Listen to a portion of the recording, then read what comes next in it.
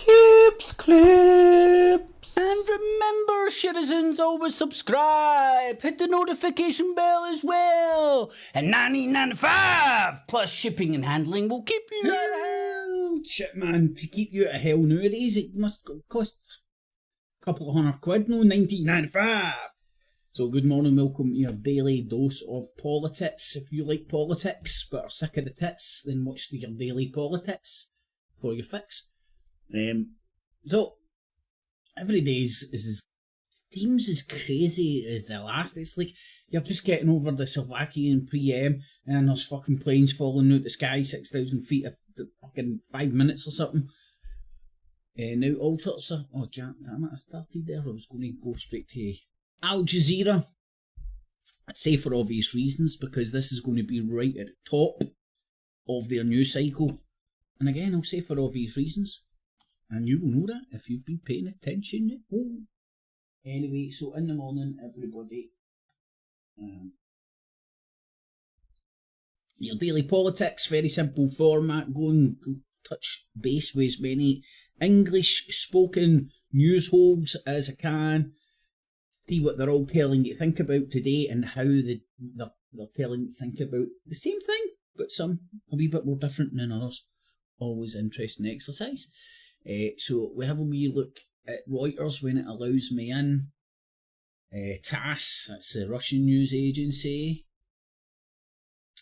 Norway, everybody's recognising Palestine. Recognise! The BBC's. That'll be the end of our sports hole talking. I'm going to say Sky News are going to try and stay away from it as far away from this as they possibly can. That's the top of their hour news. So everybody else will be in the same bracket, more or less. So Al Jazeera, RT, Press TV, are they still going to be going ball deep on this? Whatchamacalls it? You know? Looks like it. Have a wee look at, see what the Krauts, the German Wave are saying. The Frogs. So, Rupert Murdoch's Dangleberry, dead Dangleberry, Dangleberry is not going to be of this earth for long. Or whatever, however you want to frame that. And their fucking news streams are pish, I just want to say that. They don't work. But on the YouTubes anyway. Touch a wee bit on Nigel Vadge's Dangleberries. See what Fox News, the Frogs are saying. Is that live? That would be interesting if it's live. I don't think that's not live. The ballot access, RFK, American centric shit. Sorry, I know more about Rangers than I do American politics now, thankfully. Oh, Donald Trump. Defence rests with no Trump testimony. That must be news in America. The Trump shit show just continues. So you get the general idea.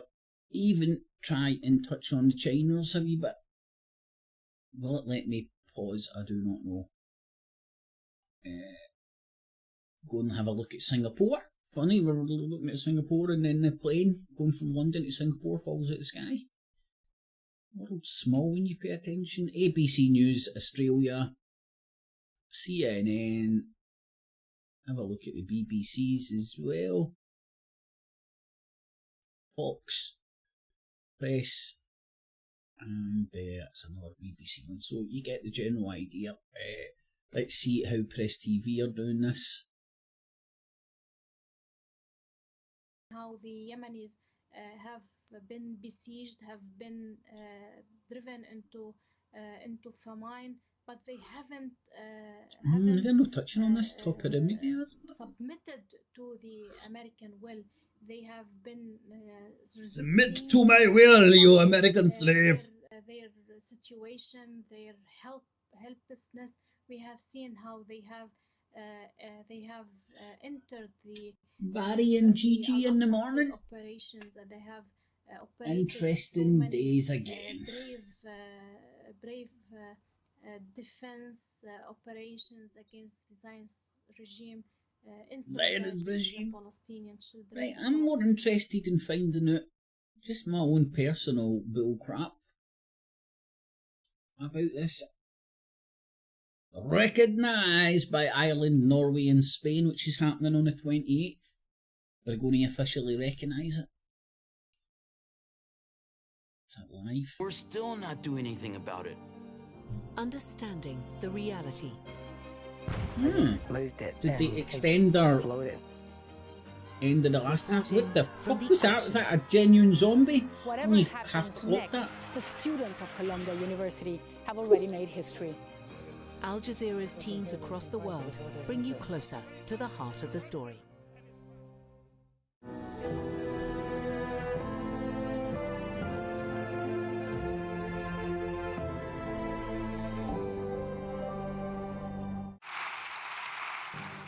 Spain, Norway and Ireland announced they will Top of the recognize top of the Palestine morning as to an you. independent state. The Irish Prime Minister Recognise! calls it an important day. Our decision to recognise Palestine should not have to wait indefinitely, especially when it is the right thing to do. Okay, let me go on. In practical terms, what will this mean? You're watching Very Al little, I Jazeera would live from imagine. Doha It's with just, me, again, Fazila helping Tooth. Also polarise the coming up, world. Israeli airstrikes kill at least 10 people in central Gaza, including a pregnant woman, while its forces on the ground Yeah, well, besieged good two be hospitals start the morning with a in pregnant the north. woman. Tens of thousands of Iranians joined the funeral of late Figure out what's President best Ibrahim here. Raisi, who was killed in a helicopter crash on Sunday. Probably not wearing sunglasses outside. Especially in a dark room.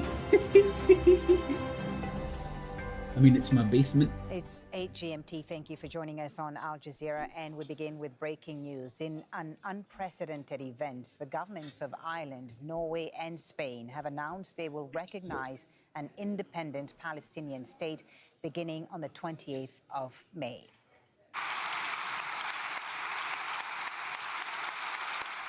These were the scenes inside the Spanish parliament in just the past hour. So all the Prime Minister individual Pedro parliaments Sanchez have said done it. his It's country not like had a an United obligation Nations to body or act. anything. Sanchez accused Israel's Prime Minister Benjamin Netanyahu I'm going to of argue maybe putting it's the two-state coordinated, solution in but danger with his policy of pain and destruction in Gaza.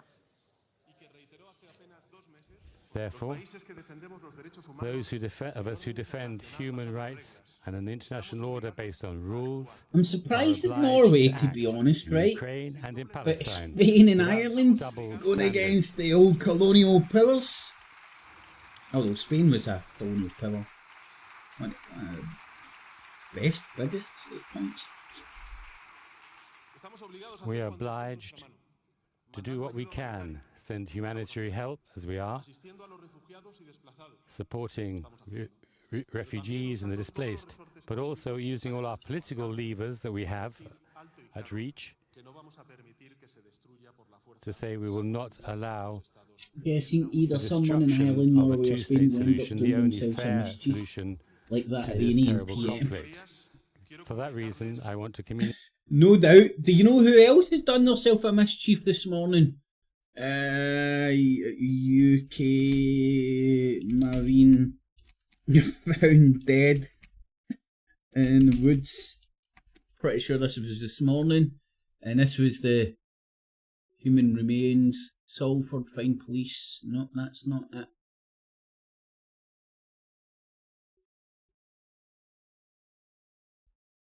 No.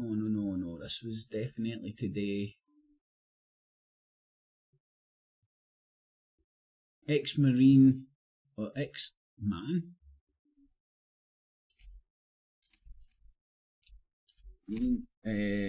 China found dead. That's right, one of the guys. Former Royal Marine charged with spying for China found dead 8 hours ago. Oops! There's fucking bodies dropping down all over the fucking gaff, man. Left, right and fucking centre. I don't know, was he found in a rucksack? Did he contort himself? Was he found in a rucksack in a bath? He obviously wasn't, but was he found in a rucksack in a bath? In a locked fucking flat? No, that's no Marines that do that. Can do that special power. That was MI5, MI6 guy. Good few years ago, man. That was a brilliant one. Matthew Trickett dies in unexplained circumstances in Maidenhead Park. He was charged with spying for China and now he's found dead. I mean, who would ever want to see him dead? And it's like all these former Royal Marines who are now working for aid. The UN aid trucks and all these NGOs going around war zones. You know, see if I was ever to join the army and get the fuck out of that, then this next thing I would want to do is go back to fucking war zones. Don't know, maybe that's just what you want to do. Anyway, so I thought that was well funny. Okay, to you. Or noteworthy at least. Agreeing with the two parties who are in the Progressive Coalition government and echoing Progressive, the sentiments of the hate that word, majority man. It doesn't even, of it's the Spanish meaningless. people, next Tuesday, Spain, its cabinet will recognise Palestine. Recognise. Well, Ireland's Prime Minister says the decision is the right thing to do and that 3 decades after the Oslo process, we are further than ever from a sustainable peace settlement. Take a listen. Our step today, taken with Norway and Spain, is a further recognition of the legitimate right to statehood. It is a statement of unequivocal support for a two-state solution, the only credible path to peace, this is my security, Illuminati censoring me and all that shit, right? I'm looking at, I've got the analytics page that you can see the views and how many are, and then all the stats basically. Now, how can I say this? If the stats recognise a live stream anybody is doing is popular, getting a lot of traction. If the algos are organic, that video might start getting suggested to more people, and thus organic travel come to your channel. Today's show's called Israel Recall Its Ambassadors and stuff. And I've noticed it just a few times. Probably a technical glitch, but right now it's just telling me some stats are saying one thing and other stats are saying another thing, which happens all the time because they grab the stats for different places and all sorts of stuff can happen. But I'm just sitting here wondering, right, it's not registered one, telling me I've had 10 views, 3 thumbs up, and I've got no viewers, no concurrent viewers, so that bit isn't working. And I think that's the start, which might make it go a wee bit further on the algo. So my conspiracy is Israel and the Zionist entities, the Zionist regimes, are throttling it. It's just I put my tinfoil hat on fuck this morning. That is for sure. For Israel, for Palestine, and for their peoples. We have previously said that recognition is a step we would ideally have taken as part of a process towards that goal. However, we are 3 decades after the Oslo process, and perhaps further than ever from a just, sustainable, you've been promised peace before? Peace settlement. What? Our decision to recognise Palestine should not have to wait indefinitely, especially when it is the right thing to do. It is a decision being taken on its merits. But we cannot ignore the fact that we are taking it as Palestinians in Gaza are enduring the most appalling suffering, hardship and starvation. You can see people making comments. And Norway's Prime Minister says a Palestinian state is and a prerequisite to achieving peace in the Middle East. That it could sort of throttle's the best way to explain it, you know. It's not as if they've wiped it from the internet, it's just less likely to get suggested or something, you know. Somewhere someday might have went, bad idea, this is controversial, don't let anybody fucking see this. It is a strong call to other countries to do the same as we are doing today, to recognise Palestine and thereby ensure... Hold on, I'll translate for the Norwegians. Oh shit, why is that? I'm doing that.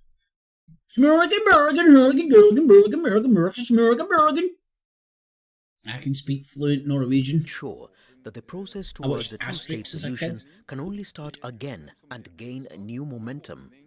In the midst of a war with tens of thousands of dead and injured, we must keep alive the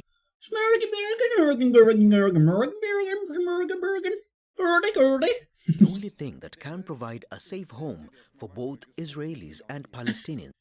Right.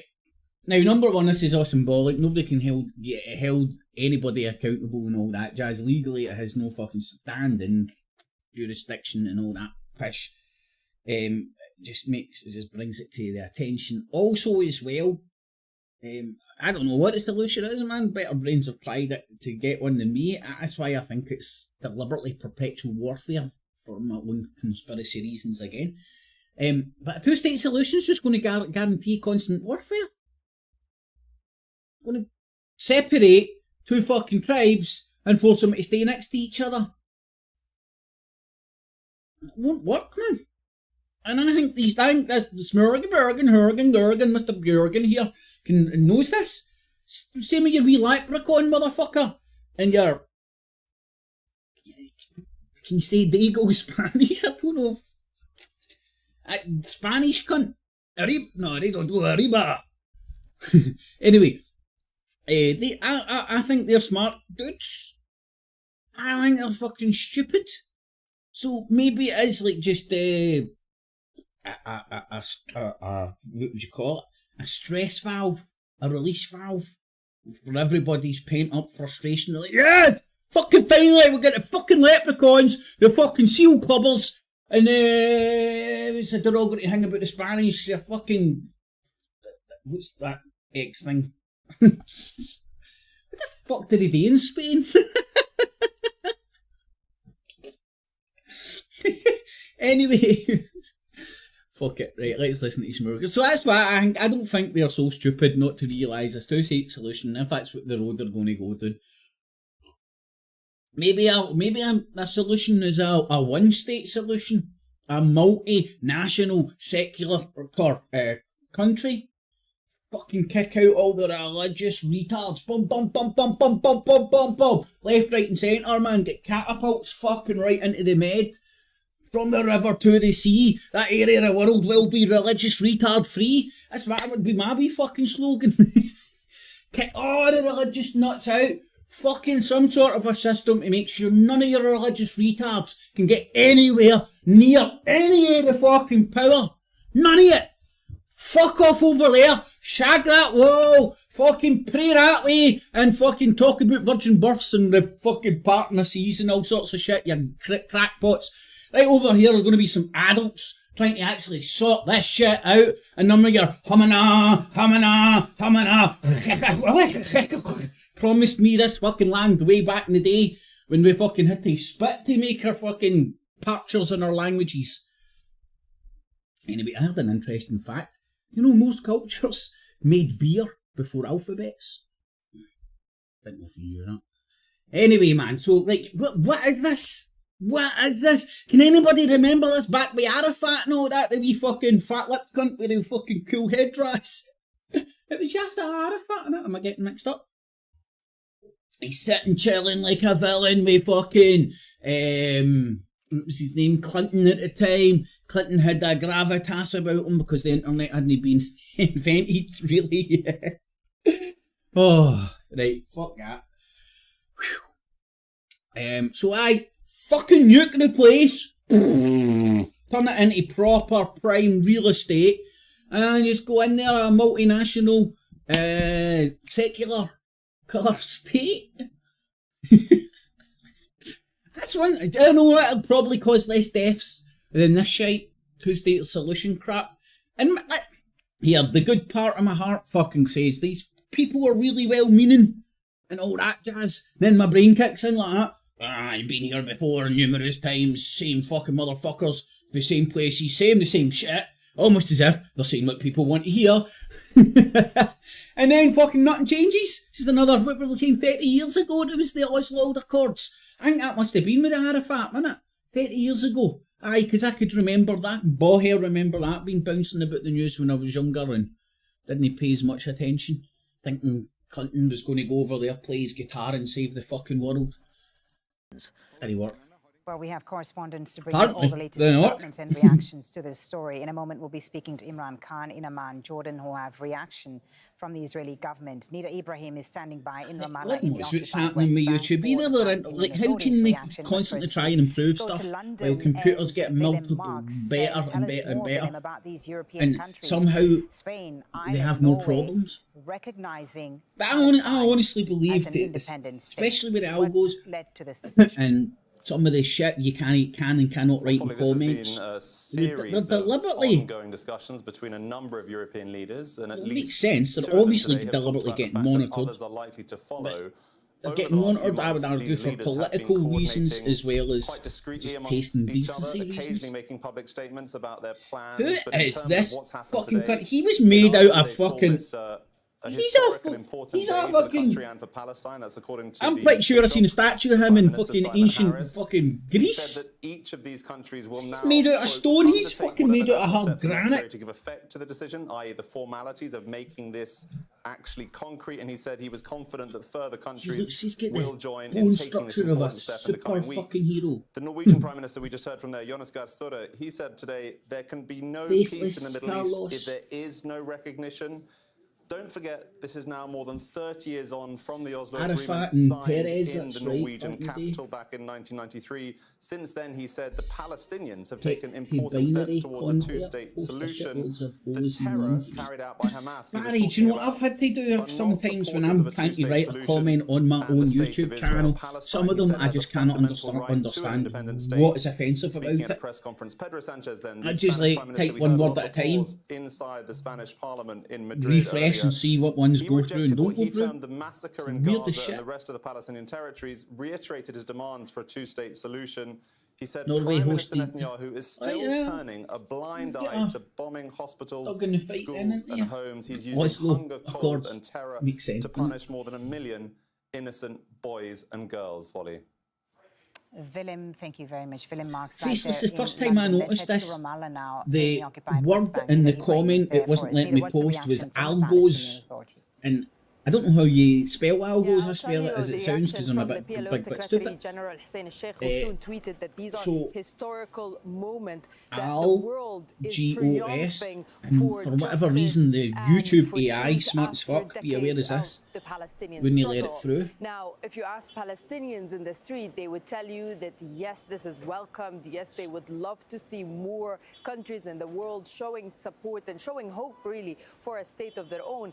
But in reality, what does this change on the ground? Little. Sweet Fanny Adams. On a diplomatic level, you would see the Palestinian Authority considering this as a success of its efforts, as it was for years now, trying to get other states to recognize the Palestinian state as part of putting pressure on Israel, specifically after this war that we've been seeing, what's happening inside the besieged Gaza Strip. This is helping advance the Palestinian cause in the world, showing the Israeli aggression, not just on Gaza, but also on all the Palestinian territory. So for Palestinians who are involved in diplomacy, they see it as a success. They see it as something that they can build on. Remember, we're talking about the Palestinian Authority that has tried to advance a membership in the United Nations Security Council. That has not been fruitful at the moment, but they've pushed for years to get a statehood recognition. See, just out of curiosity, see, well, you should be getting the same thing as me at home, the United Nations. So all of these efforts are being seen here as a way to put pressure on Israel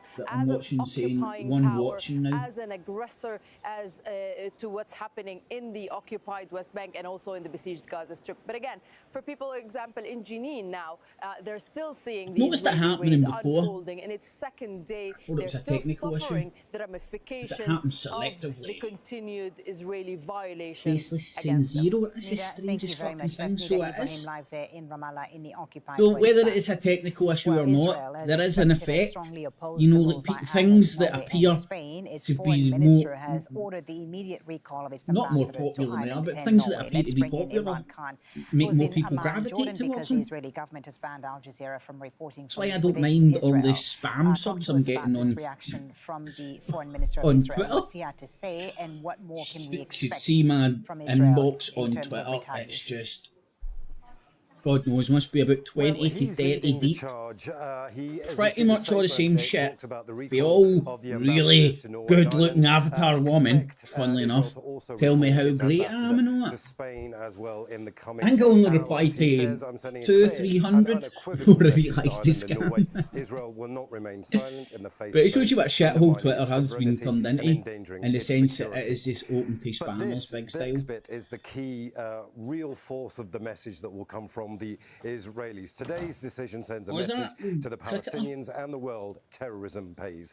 After Hamas terror organization carried out the largest massacre of Jews since the Holocaust, after committing heinous sexual crimes witnessed by the world, these countries chose to reward Hamas and Iran by recognizing a Palestinian state. Expect that to be the real thrust of everything the Israelis will do. We're expecting that we'll hear similar language from senior Israeli figures. It's not that I think they're hiding views or anything, Bill. They could be fucking about with the elbows. Practically, this was a unilateral recognition, so it's not like they can reverse it or pull out of deal. There is no deal. What they can do is they can put pressure on the US to try and come out with a strong statement condemning this. The US's position. Let's find out when that comes Norway, and what that actually means for Israel. But right now, again, much like the ICC, one hashtag Israel, that might go underneath discrediting people. It will be about going Gaza, after them. Ukraine, Already the far-right members Israel, of the Palestine. Israeli governing coalition, people like Bezalel Smotrich have already said, we should punish the Palestinian Authority. Now, for this, we should build more settlements in the occupied West Bank. So that's the kind of language that we're hearing, but it's a very clear, very unambiguous statement from Israel's foreign minister, and he's now leading that charge. Imran, thank you very much. Imran Khan reporting there live from Amman, Jordan, because once again the Israeli government has banned Al Jazeera from operating within Israel. Let's analyse all this. You think they're a wee bit sore about that? James Space, who's here keep mentioning it every second, but there's a good drinking game to play with Al Jazeera. How many times they tell you they've been kicked out of Israel? Symbolic and significant. Not the first. If you actually look at the numbers, and it's quite hard to properly count them, it's something like 139, 140 countries of 193 countries of the member states of the United Nations that recognise Palestine. But some of those were symbolic votes. Some of them were votes by parliaments that the governments haven't really acted on. So it is a little bit of a confusing picture. These are, though, important countries because you've got two important EU countries here, Spain. He's one cheered up. I'm being sarcastic here. I'm being sarcastic. Now, is this just like titillation, or is this news there to fucking serve the public on any level at all? I'm getting this sitting here in Glasgow, Nottingham, bodies of two women found in house, right? Now, I can see why that might be relevant to people in Nottingham. Who were they, how to get there, yada yada yada. Makes sense to raise public awareness. Two bodies, they've been sitting in a house. Hartley, Radford, there's got to be something else here. There's no immediate risk to the public. They're dead. We are keeping an open mind into what's happened at this address. We're working hard over the next few days when they lost their lives, and then that's it. Breaking news, that's all you got. So we don't know what the fuck happened, just two bodies found in a house. They think they've been lying there some time. So good morning, put your BBC News alerts on. God knows why my arsehole twitches so much every time my phone goes ring, ring, ping. I just want to throw it out the window. Although, to be fair, the amount I used to have all sorts of daft ass alerts on my phone, and it's just Anyway, let's get back to the news. One of the powerhouses of the EU, Ireland, an important moral voice in the EU, and Norway, host of the Oslo Peace Accords. Norway, yeah, not you can't disagree with the fucking leprechauns. And a country put them on to you. If a voice like that would ever do anything bad to you, man. You know, they're not in the IRA, you know. I just like to blow people and shit up. To get to two states is by recognising not just Israel, but recognising Palestine as well. I think it is an important moment and may well be a signal to others. Those leaders that have spoken today, and we know their positions because they've said things positively about a Palestinian state in the past. In fact, Pedro Sanchez, the Prime Minister of Spain, just weeks ago said that to me. See, the funny thing is, because my name's Lord Pips Clips, it's obviously some sort of a bot that's generating this shit, so most of the comments are like, "Hi Lord, you're so lucky, oh I love you." Like, oh my, so within like sort of a 3-4 months. So it's a question of the Western countries. It brings a smile to my face that they're fucking addressing me Lord, right? And the important European countries. Other countries within the EU that I think are relevant right now. Slovenia, sometimes I sleep a wee bit easier at night, believing that I'm just super cool and they're all real. Of Palestinian statehood. But honestly, man, I think right now, at 130 Twitter followers, easy more than half of them are just not legit. State of the UN, what they've said in the Security Council. So those, I won't kick them off, because again, very soon. Checked more popularity, more people are more likely anytime soon. Engage. Of course, the UK is not in the EU, but I don't. Although they've talked about it, I don't think. Just look at their reaction to the ICC ruling. France is the one to watch, maybe. I think.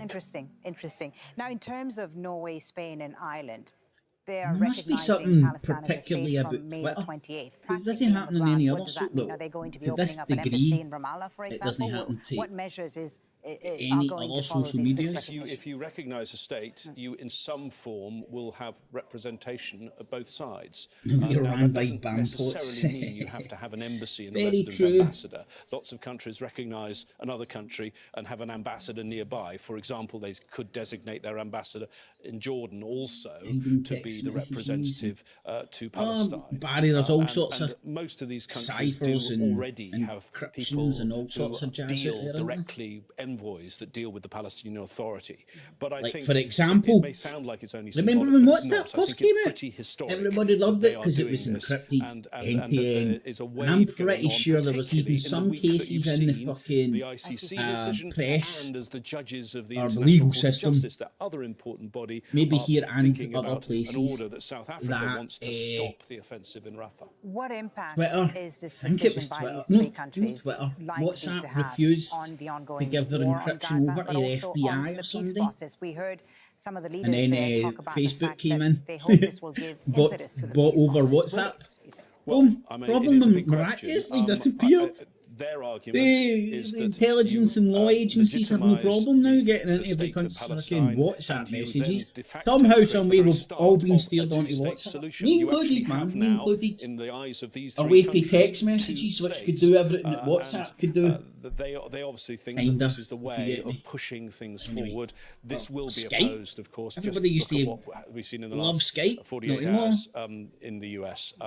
There's no way. It's not likely to change the US No, position in but any the way. only thing that I think is interesting is one of these states is a state Islanders that are bowling. the president Aye, well, listens to. they're all hating. Very good. Thank you so They've much. been James, stirred for that. into a James frenzy Rosati, over brown Canada. people and boats With as the well, latest aren't on they? this developing story, I Ireland, think Spain, there's very few and countries in the Norway world where recognizing Palestine as a state. Stay with us on Al Jazeera. We'll that spend more on this demographic. after this very short break. And England's a wee bit like French. Does they take much to con them, get them out on the streets, want to fucking blow shit up, set things on fire? Just a normal day out, so it is. Let's roll with your weather update. Set a car on fire and drink my Guinness, so I will. Rain for the mountains of North Wales, Western England, and Eastern Scotland. Right, is that the whole half hour? That is the whole half hour. Stretches over the North Sea. It's always So let's go and see how the BBC is approaching it. Well, no, let's go to the other polar opposite, Sky News, straight away. Let's see if this works. Since we get to talk about the news. Brown people in boats, Ukraine. Black people, black starving people, Gaza or Ukraine, that's Ukraine. Ukraine, brown people in boats. their country to war. America. I want you to be honest with people. That has happened within minutes. Sky News, the full story first. Let's see what the full story is first. Anything about Ireland recognising Israel rating? I watched the top of the hour news before that came out, and Sky News and BBC pretty much ignored everything that's happening in Gaza, more or less. Certainly wasn't top Morning, of their everybody. list. 9 o'clock on today's programme, the biggest day yet at the Post Office inquiry. The former boss, Paula Reynolds, has arrived to give evidence. Yeah, have you had your fill of that shite yet? Scandal. Yeah, she's due to start answering. Don't get it mixed up with the blood scandal. It's the Post Office scandal. We absolutely will. And Chancellor Jeremy Hunt tells this programme that the UK has turned the corner on inflation after the headline rate falls to 2.3%. I've been here before. It's Wednesday, the 22nd of May. Down a bit. Paula Reynolds, did you come Left a bit. Right a bit. Bang! And your money's gone. History. Paula Reynolds arrives at the Post Office inquiry. I'm at the Post Office inquiry where sub-postmasters have the moment they've been waiting for more than a decade, as Paula Reynolds gives... Come on, that is saturated, that's just cannon fodder. Nobody cares anymore. The BBC documentary is last week's Netflix newspaper. Compton. This is where the fight back against those wrongful convictions began. Easy for you to say, Hen. To its lowest rate in almost 3 recovered. years, but the fall wasn't as big as many economists had expected. Got our public finances under control, and that meant that the path for bringing down inflation was much, much smoother. Up a bit, down a bit, Republic of Ireland's left Prime a Minister bit, joins leaders right of a Norway bit, and Spain in bang, and your money's officially gone. recognising the state of Palestine. Craig McKinley says he wants to be known as the first bionic MP. He's back in Parliament today for the first time since having his hands and feet amputated.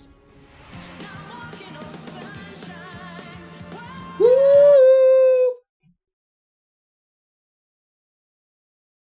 Right. So from no hands to no feet to I'm walking on sunshine. Well, that guy seemed to be working in prosthetics. I don't think they thought out that song choice very well. Alright, Miss Ellis, morning. Morning. It's the biggest day yet at the Post Office inquiry into the Horizon IT scandal. Former Post Office Chief Exec Paula Reynolds is the woman at the heart of the biggest miscarriage of justice in British legal history. And around... But right, so they've just done their top of the hour news headlines, which for a lot of people, that's what people get. When you're listening to the radio at work or something, and you might not be as daft as a lot of us out there and subject yourself to fucking a diatribe of shitty news. So you're listening to music channels, football channels, etc., etc. Then you get the top of our news, and that's what you get, the headlines. Remember, in the UK, there's only 3 news people in the visual world, the old school press. Sky News, BBC, and ITN. Right, I know they'll give you lots of different flavours of jobby suppers, and every channel has its news. Watch it to the end, and you'll see who produces it. And it's one of those 3. If it's on old school TV, or those outlet or those organisations, that's what happens. Anyway, 3 of them. 40 minutes from now, she'll face questions about her role in the wrongful conviction of thousands of... Right, this is fucking... Was a difficult... how long would it take some cunt with a brain and a guillotine to sort that mess out? I think I could get the job done in a week. Maybe 3 guillotines. Get it done fucking in half a week. The last time is an... Right, so they're leading with this thing. Is she going to be the sacrificial lamb? Is she going to be the human sacrifice? Them were alone, realised they weren't could come... Well, if they get their own gluten, set up their own wee cafe and everything, man. Fuck's sake. 3 times, but... I'm going to wait for the sequel of the BBC documentary. Drama. But how can you tell the difference nowadays? one man's drama is another man's documentary. The Chancellor. Close to its target level now. It's returned to... Yeah, target level. Up a bit, down a bit, left a bit, right a bit. Boom, your money's going. Right, so... This is more significant. Like, you do need to bear in mind this is aimed at a UK market predominantly. See, that was up a bit, and down a bit, and then he's pointing left a bit, now he's using his right hand, and boom, you're bamboozled. In Parliament after having both his hands and feet amputated after contracting. He revealed with Good on you, mate. who on Sunday afternoon, unexplained circumstance, assisting Hong Kong today. Put your tinfoil hats away. Of assisting Hong Kong Get rid of your tinfoil fucking hats. Has died in unexplained circumstances. Police say Matthew Trickett, who up a bit, down a bit, left a bit, right a bit, boom, and the guy is gone. Unexplained circumstances. appeared at Westminster Magistrates Court last week, was found dead in a park in Maidenhead on Sunday afternoon. Thames Valley Police say his death is being treated as unexplained. Well, the 37-year-old had been due to appear at the Old Bailey this Friday. The Los Angeles Police Department are investigating the source of the lethal dose of ketamine that killed actor Matthew Perry. Do you remember this? Last year, October time, the actor best known for playing Chandler Bing in Friends died at his LA home after being found unresponsive in a swimming pool. I didn't think you could die for that shit. Well, it's a horse tranquiliser, so fucking too much it's going to put you to fucking constant sleep in it. So much of the sedative drug found to have killed him in his system. Maybe he tried to... Who knows? In the last hour, really... Ireland, Spain, the Israel... What? He's a fucking actor. Oh, hold on, as we second then actually addressing a lasting peace between Israel and the Palestinians. Let's see, is there any way of me timestamping this? Aye, 20 minutes into their half-hour top of the news slot, and they bring this up. And it's one country... Palestine sends a message that there is a viable alternative to the nihilism of Hamas.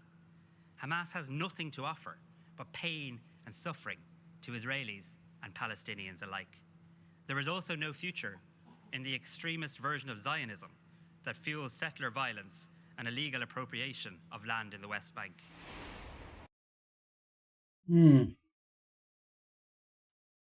It depends what you think. The ideology of Zionism, the political ideology of Zionism is all about. Because here's something I believe: politicians and religious retards say one thing and do not mean it. I think that's been proven. I think a lot of people might come to that conclusion nowadays. Well, our senior Ireland correspondent David Blevins is with us now. Hi, David. So I say what I see when it comes to the political ideology of Zionism and how it's all wrapped up in what it's been used for. It's been used as a bulldozer to bounce into that area of the world, kick out the Ottoman Empire, and then use the Jews as a human shield to stop the Muslims getting control of that area of the world again, thus making it into a perpetual killing field of Jews and Muslims. Is there any religions out there that might want to see that? As they dance into Jerusalem and do whatever they want in Jerusalem at the Church of the Holy Sepulchre and all that jazz. That's where my head's at with this shit. And then if you look at where Zionism came from and all that shit and get your head out of the toilet, which means was in, I would argue, at points. Just blind Jew hate for no reasons. You know, it's like hating Prince Harry or Gary Lineker and you don't know them. And you go, well, what the fuck? How did I end up here? Why did I hate a guy that I've never known? There's lots of other rich, privileged motherfuckers out there. Is it because he's going after News Corp, Rupert Murdoch, getting him named and shamed in the press and all that? Him and fucking Piers Morgan, they were the entities behind the News of the World who that brand came so toxic that they disbanded that. But look at the cretins that run this shit. Piers Morgan's just been moved sideways around all fucking Rupert Murdoch's little different empires, and he was over in the States doing shit in the States. Was that on Fox News, or what news channel was it? That cunt called himself news channel. He's an editor. Editors don't report news. They're not journalists. They fucking edit it for their own reasons, which typically comes from whoever's rich cock they've got wrapped down their fucking throat. That's the way I see these news organisations. I did put that to the Chancellor representing the government this morning. He basically... I put it to you. What the fuck is that? What kind of lawyer shit talk is that? See, if you're ever in court and a lawyer says, I put it to you, just stand there and look at them blankly and go, what, is that a question? I put it to you, but I think it was a question. I put it to you, I don't know what putting it to me is. I can take offence by that if you want to put it to me. Anyway, fucking bamboozle them with their own fucking mindless mumble-jumble, meaningless shite. Oh, lawyers, man. Basically said, when the time's right, and that's what the UK will do as well, but the time is not yet right. Why does Ireland and the other two countries we've talked about think it is? 30 years after Oslo and the time's not right. Announcements very carefully choreographed this morning, and Ireland's Prime Minister Taoiseach Simon Harris is adamant that this does not encourage terrorism. In fact, he says it does quite the opposite. It paves the way to a two-state solution, which Ireland believes ultimately is the only way to bring stability back to that region and bring to an end this 7-month war in the Middle East. Simon Harris said he again condemned the Hamas attacks of October 7th, demanded the release of all hostages, and said Ireland respected Israel's right to exist. But he was do you need to come out clear that the only and condemn way that there's going people to be killing people when your whole thing that you're saying is stop fucking killing people? Needless to say, Israel has been pretty swift. You get into that argument of children. Ending the announcement effectively. He hit me first, mummy, no, he hit me first. Or like the Bart and Lisa scenario. You remember Bart and Lisa back in the day? And like, I'm just going to be doing this and walking in that direction, and if you happen to be there and I punch you, it's your own fault. And then Lisa starts kicking. I'm just going to be doing this and walking in your direction, and if you happen to get hurt, it's your fault. Here in Dublin, critics of Simon That's what Harris we've got going on here, and then you get... would suggest this has nothing to do with the I don't know, are these people intellectual, pseudo-intellectuals, or are they just genuine professional mumble-bumblers, man? Can nobody call a spade about all this shit? Is nobody sick of all this shit and spin? I mean, I get caught off of fucking mainstream media for saying fucking too much. And yet you get people allowed to sit up there and drivel this shit. Anyway. Quite some time ago. For now, thank you. Still to come on the breakfast programme for you, the wait for answers. Still no cunt watching. Almost over. As former Post Office boss Paula Venables prepares to be quizzed about her involvement in the Horizon IT scandal. Right, so what was that? 1-2 minutes? Plus, in a winning mindset, the way to achieve Olympic glory. Sprinter Desiree Henry. I personally think you should go in all negative and shit. Right, that's their half-hour news, isn't it? It's 15 minutes ago. Yep, that's their half-hour fucking news. Let's see if the BBC does it any better on the talk about shit that's relevant instead of just hiding uncomfortable shit. Oh, they're hitting it off the bat. But what about the post office people? Who need to know about the post office? Live from London, this is BBC News. Spain, Ireland and Norway say they'll recognise an independent Palestinian state, leading Israel I think Sky, to its I might be wrong on this, I think they only mentioned one country as well, they didn't mention two. In almost 3 same years, shit happening, completely different flavours. The Bank of England's Two target. Outfits that Let's show call you these themselves live news. pictures from Tehran, where tens of thousands are gathering for the funeral Sky News of didn't President touch on Raisi, that. who died in a helicopter crash on Sunday. Former Post Office Chief Exec Paula Venables will begin giving evidence shortly at the public inquiry. The head of Singapore Airlines says he's very sorry after a passenger dies following severe turbulence on a flight from London. I mean, who are going to miss up the opportunity to fucking crack that joke? You know what I mean? You need to lighten this news shit up, then. Hello, I'm Regina Vaidyanathan. Welcome to this hour. Head of Singapore headline says, Spain, Ireland, and have announced that they'll formally recognise an independent Wouldn't they find that funny? The Irish PM Simon Harris said that the children of Palestine and Israel deserved peace and that it was the right thing to do.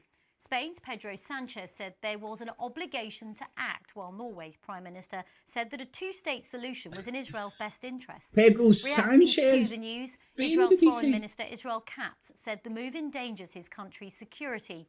He's recalling the ambassadors to the three countries. At least 100 Oh yeah, members baby! of the UN Breakdown of already diplomatic formally Alright, hold on, there's the poll. Others, That, including although nobody's watching, there's been 7 people voted in it. listen to what the Prime Minister Damn these Zionist censorship! Coalition government of Spain, And 88 says it's going to make them more because they're already isolated.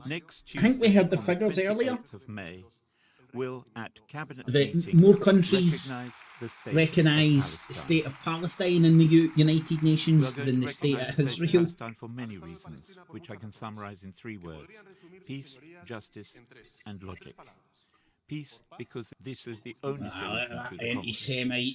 And by that I imply I bet you he watched Walt Disney's of the 2 in the Israel and Palestine, accompanied by 1919s and 1920s. countries do. That's Spain's Pedro Sanchez there. I bet he's got a gas chamber at the bottom of his fucking garden, I know it. His reasoning for his country's With move. my big hooter, I can smell that shit. Oh, there's another anti-Semite leprechaun. Not a lot of people knew leprechauns were anti-Semites. View that Palestine holds and should be able to vindicate the full rights of a state, including self-determination, This self-government, leprechaun doesn't use territorial gas integrity chambers, and he security, just blows as them well up. as recognising Palestine's own obligations under international law. It is a message to those in Palestine who advocate and work for a future of peace and democracy that we fully respect your aspirations to be living freely, in control of your own affairs and under your own leadership. Well, to get more reaction to those developments, let's go straight to our correspondent Dan Johnson. I think there's going to be a wee who's bit in less Jerusalem gold at the end of the fucking rainbow We've for heard that a little leprechaun. bit about what Israel's foreign minister has been saying in response to this news this morning. Just tell us more about what he had to say. Yeah, there's been angry reaction and immediate action from the Israelis. The Aye, it's just refusing to register any views for this video. Recall of Israel's ambassador Technical to issue. Ireland and to Norway in light of these decisions. He says, AI algos try to control the reach of this video for obvious reasons. One thing I do know for a fact, and this is TikTok, what they do, say for example you write a very unfamily friendly title for your video, but doesn't break any guidelines. I'm good at that. Would undermine the chances like, for peace and don't leave Alex Jones alone in a bathroom with a belt. Breaks no fucking guidelines, man. And then showing him getting choked out. That was hilarious. Intention to recognise the Palestinian state. A similar step will be taken against it. So I think we can expect. Look how many votes there's been, right? To be recalled back What was that, to 17 or Jerusalem for these something? consultations, 18 that will votes be now. happening with the Oh, that's he's ambassadors only being seen hauled that. back from Oslo and from Dublin. There is 50 anger views, in Israeli so it's politics. just no registering They've known the this was coming. This had been current widely views. signalled for weeks, but they have the date now. Probably from the just a 28th technical of issue, May, man. that these Alright, what I was saying will about formally TikTok. recognise So, Palestinian if you state put up a video and the with a Israelis very think that this unfamily friendly is but not will the beat the right censors move. They say it's title, not the right way to TikTok will go. just remove the It's not title, the stick right the way to video go. up, because there's fuck all wrong with it. Difference in And if they brought it down completely, you would appeal and you would win because it hasn't broke any guidelines, but it's just not really that family friendly. I mean, everybody gets the joke, I don't leave Alex Jones alone in the bathroom with a belt. That gets censored for Twitter. The bastion of freedom of speech. You can fucking show dead bodies and all that, but you can't joke about leaving Alex Jones alone in a bathroom with a belt, and then show a video of him getting choked out and loving it. I want to see demons. Go and watch Alex Jones coming back to life after getting choked out, man. Spain's Prime Minister Pedro Sanchez outlined his decision Hey, to Pedro! recognise Palestinian statehood. Well, let's go straight to Spain and speak to our correspondent there, Guy Hedgecoe, to get more reaction. Guy, this isn't a surprise. It's been talked about for a few weeks, hasn't it? Hashtag zero it's not watching. a surprise at all. Pedro Sanchez, a socialist prime minister, has been campaigning to try and gather support TikToks for from slags. his European It's definitely the partners crack for, cocaine of fucking. the support for Apparently on TikTok you can put 30-minute videos up now. He hasn't But managed your to average sway TikTok fucking the really viewer big, hasn't got more than 10 countries in the seconds European before they want to Union, switch major off your economies video if to you're get on not board singing and with it. dancing. But he has persevered over recent months, and he's been working in Look at the particular analytics to prove alongside it. Ireland We're just like, on fuck this. that.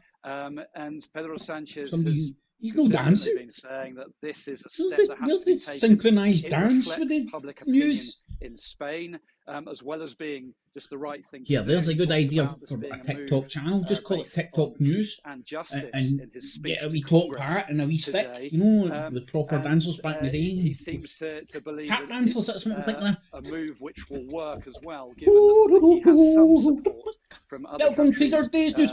certainly from Ireland and Norway. Get tennies in the room all doing it synchronised. Put your hands up! Put your hands up! 35,000 dead Palestinians, 35 dead Palestinians. Put your hands up!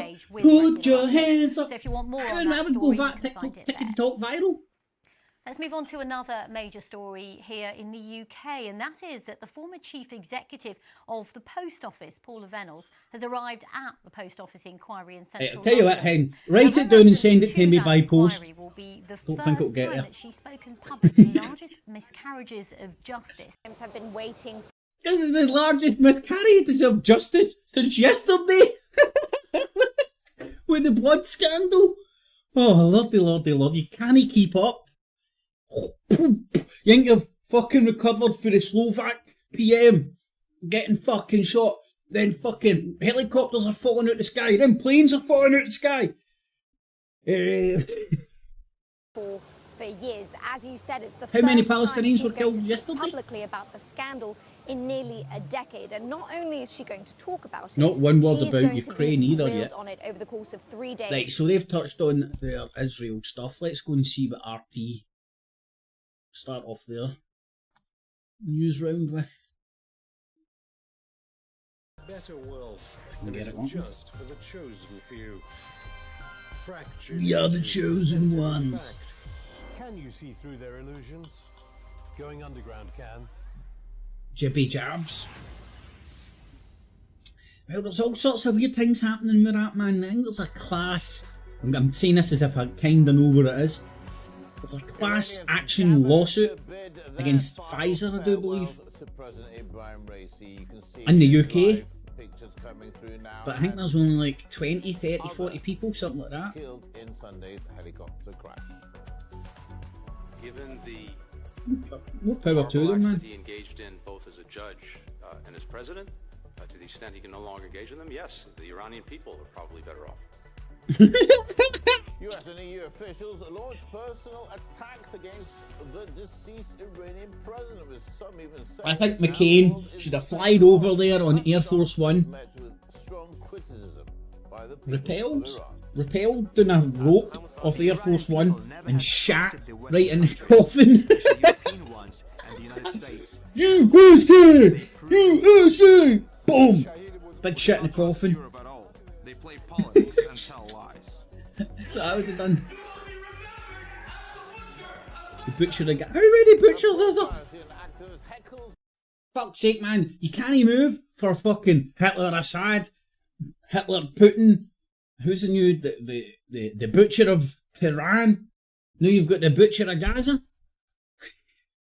Fuck's sake, this is like Gotham City comic books. During a third hearing as a US plan to deliver aid to Alright, Gaza Roberto. ends up in failure.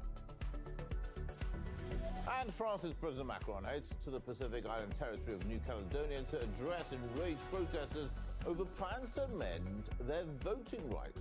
That's as France bans the social network TikTok to quell the unrest.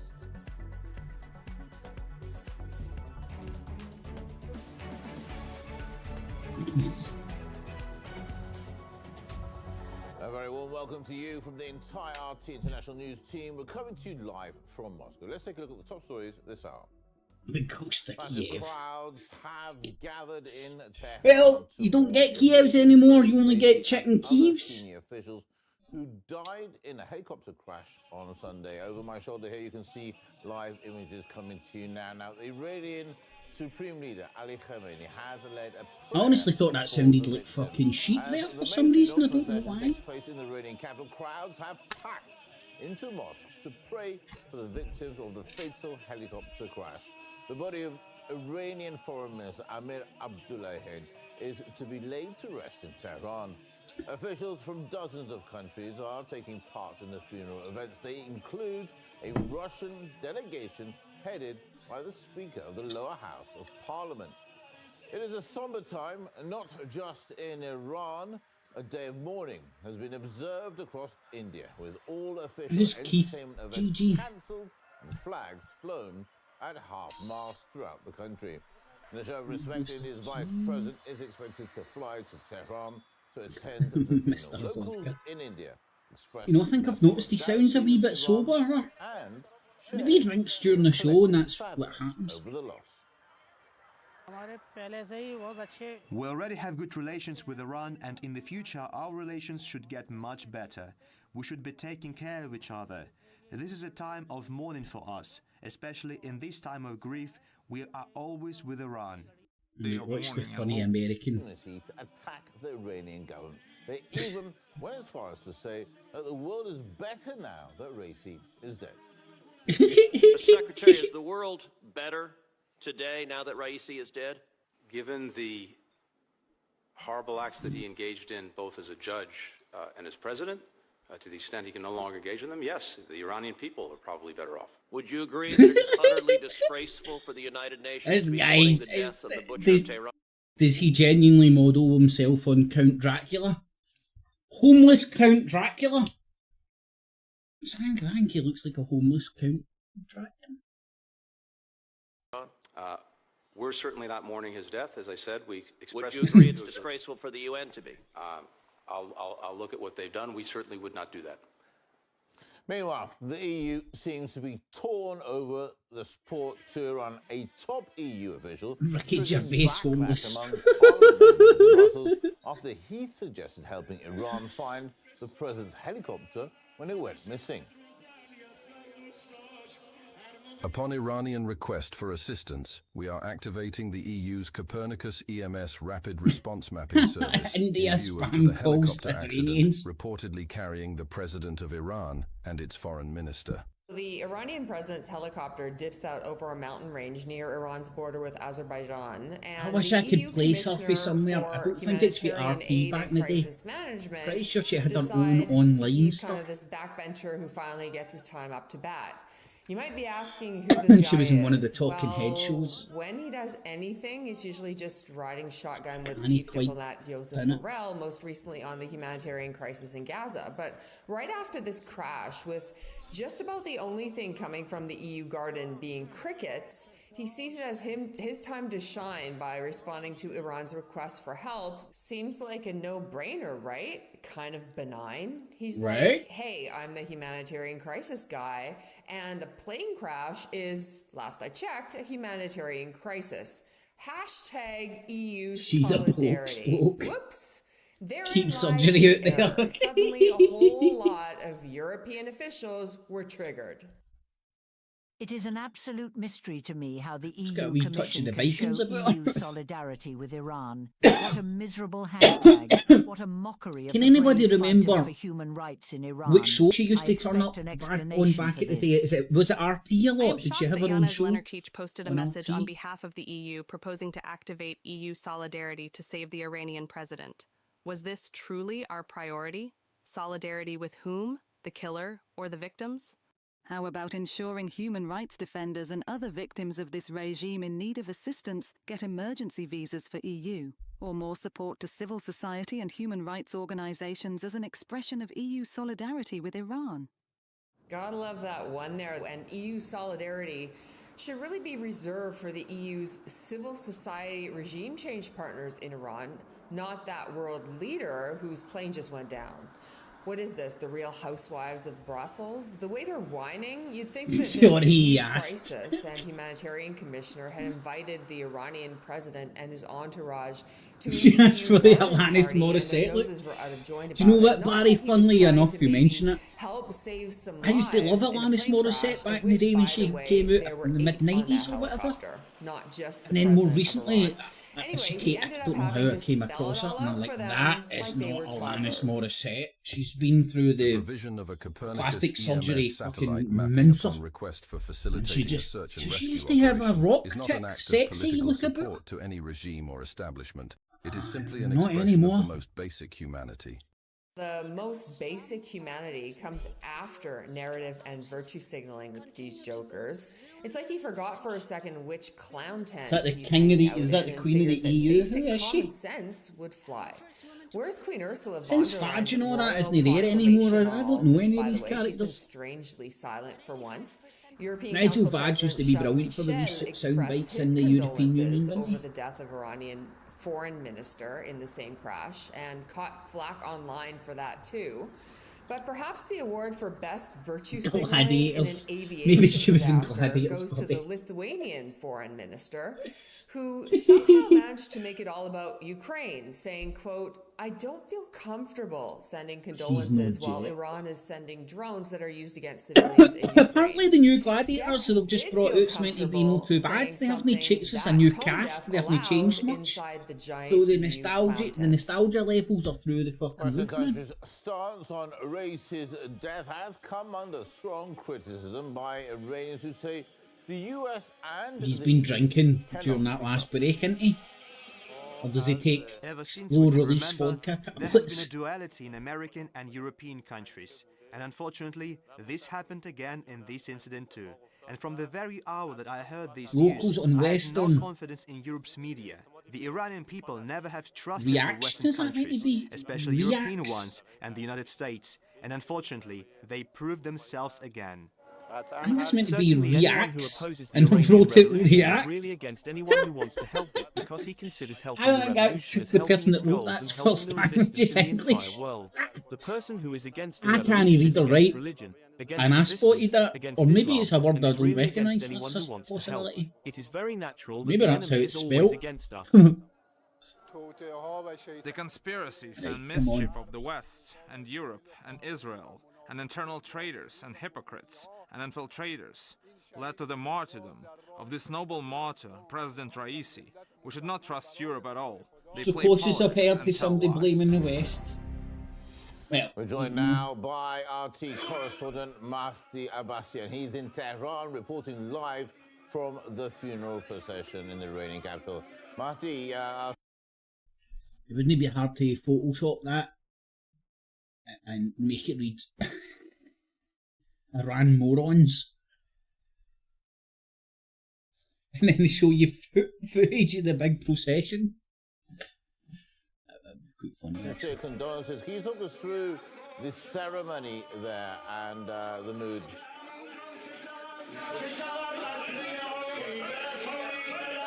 Well, today, millions of Iranians not only... Nah, that's just not fun to listen to. He's not going to tell me the meaning of life.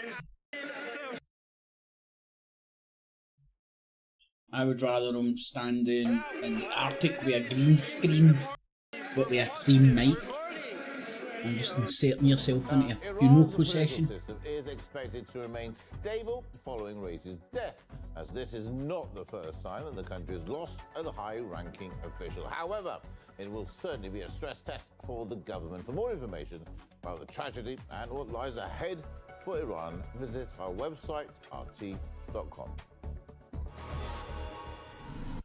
To Gaza now. The humanitarian situation is deteriorating, with the UN saying the food distribution in the southern city of Rafah has been suspended. And why? Because of a lack of supplies and security The due to analytics Israel's might be catching expanding up. military operation. A UN spokesperson said aid deliveries from a US-supported docking area in Gaza has ceased in recent days. About 600 tons of supplies are believed to have been sent to the temporary pier in the first 2 days of the operation. When grilled by a journalist, a Pentagon representative confirmed that the deliveries were halted. Am I accurate to say zero has been delivered? It does sound like he's getting drunker. I have to check with the World Food Program. I know that aid is getting in, but it's not accurate that no aid has been delivered. You know, we've been doing airdrops. We've been helping to facilitate aid coming over the land crossings. But the causeway has been able to get over 569 metric tons of aid into Gaza for onward delivery. So, yes, very short. So after we flung them a few Big Macs, we now have a floating pier that our aircraft carriers can dock at. How'd you like them apples?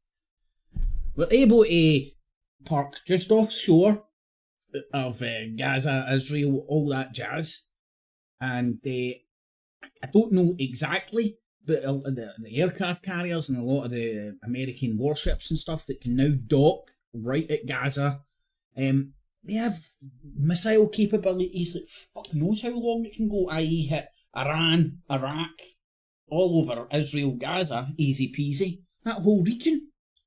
So if they start parking up their navy, a naval force, just off the coast of Gaza, while throwing a few fucking Big Macs out of aeroplane to the Palestinians to justify it, I think it's more a strategic move by the military than want to feed a Palestinian before you drop a bomb in it, before you sell the bomb to Israel to drop on his head. At least he died with a bomb in his head with a Big Mac in his mouth. There's a video, eh? Bomb in your head, a Big Mac in your mouth. I think you'll see aid starting to be delivered. That has been delivered, right? As of today? As of today, I do not believe so. Okay.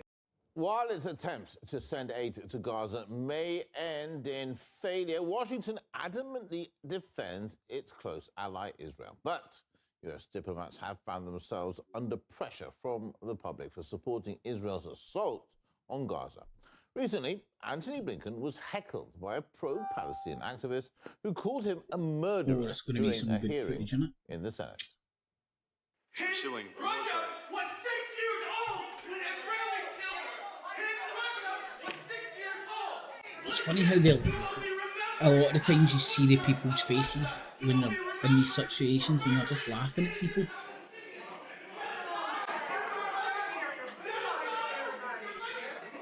Political analyst and filmmaker Sean Stone says the Biden administration's words do not match its deeds regarding aid for Gaza. Unfortunately, he's still, the president of the United States, but he's not looking very strong in terms of what, how he's reacted so far. As people have pointed out, he was suggesting that the United States would stop supporting Israel if they go into Rafah, and then he basically gives. No, that's another. I definitely remember him. Oh God, one of the most laughable fucking bullcrap shit shows I've ever seen on Alex Jones. Let me try and recall. Over 10 fucking years ago. That's Roger Stone and somebody else. Jesse Ventura's son. And this is Roger Stone's son, I think. Or is he Roger Stone? No, Roger Stone's fucking actor, and he's just I'm living off my dad's name son.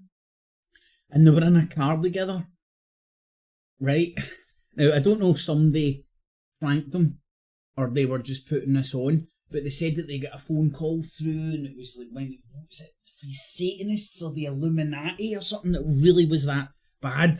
And it was like, we're demons, we're coming to get you. And they put it out, recorded it on cell phone footage back in the day, and then ended up on the Alex Jones show just because of their names.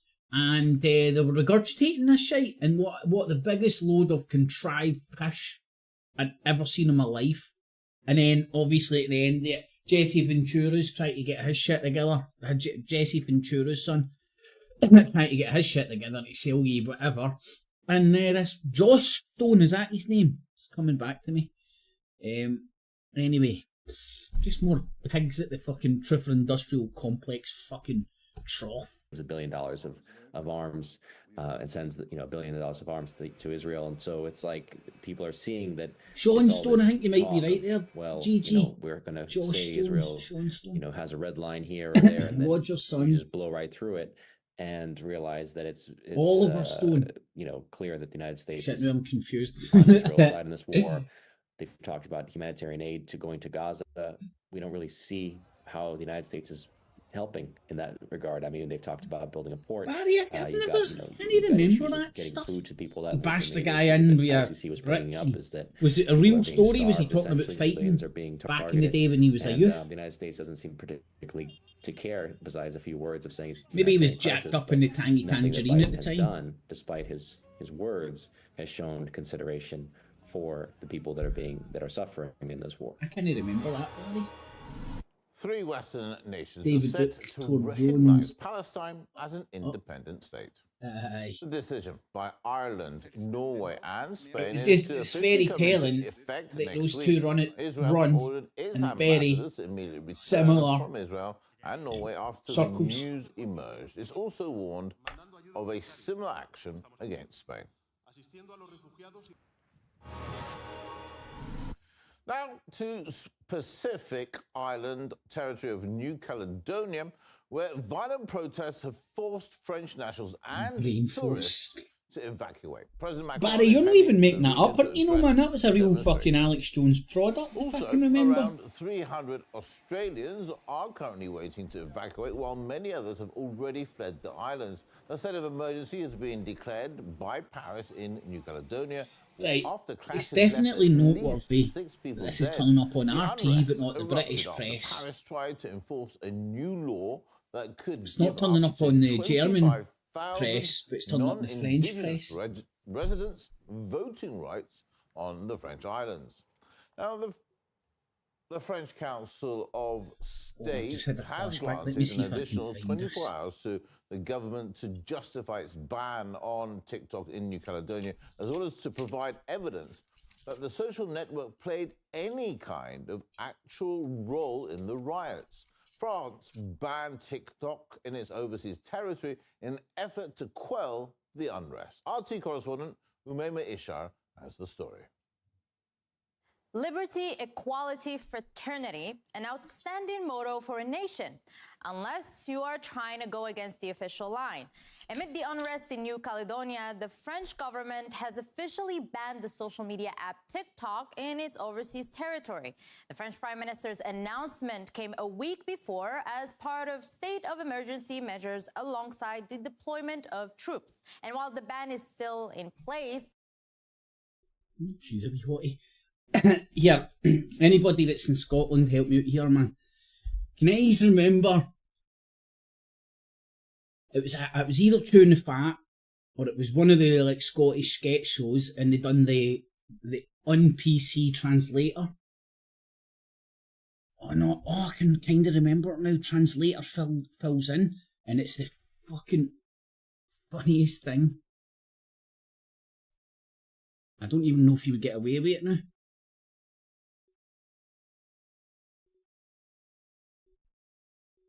It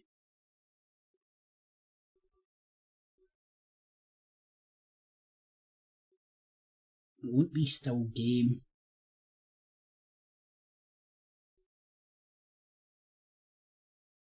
Oh god, man. See, in today's world it would be seen as so funny.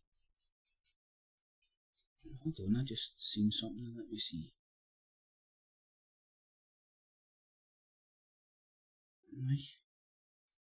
It's interesting. Scottish sketch show.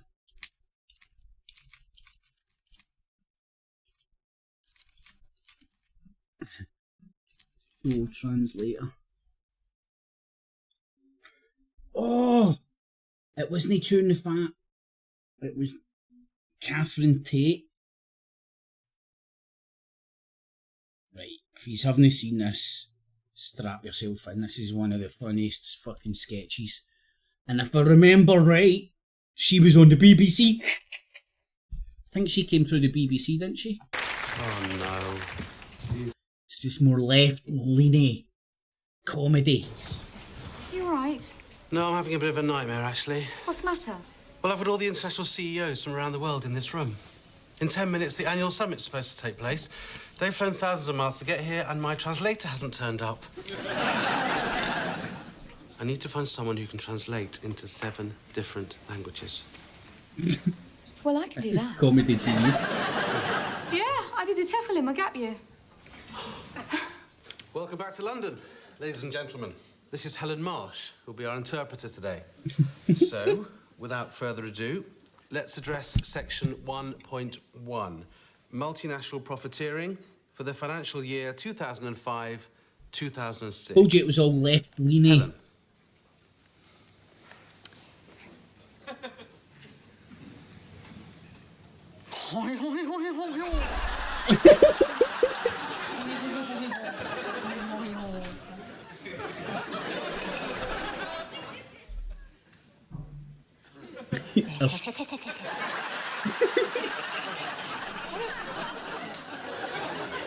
This is my level of childish humour. Fucking love it, man. Hurdy-gurdy-gurdy. Hurdy-gurdy-gurdy-gurdy. Gurdy.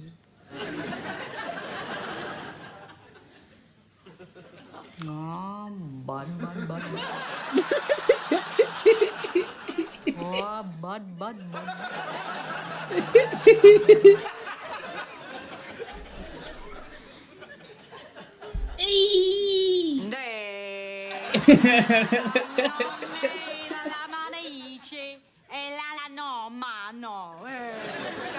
You should didn't put a Scot in there, man. I would have been mega offended.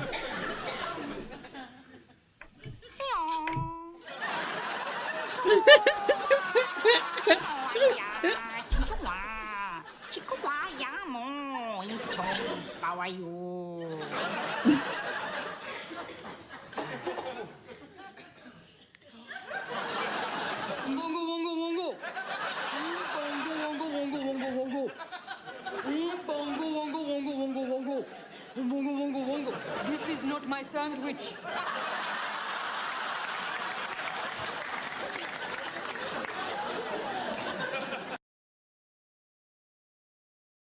Oh, no.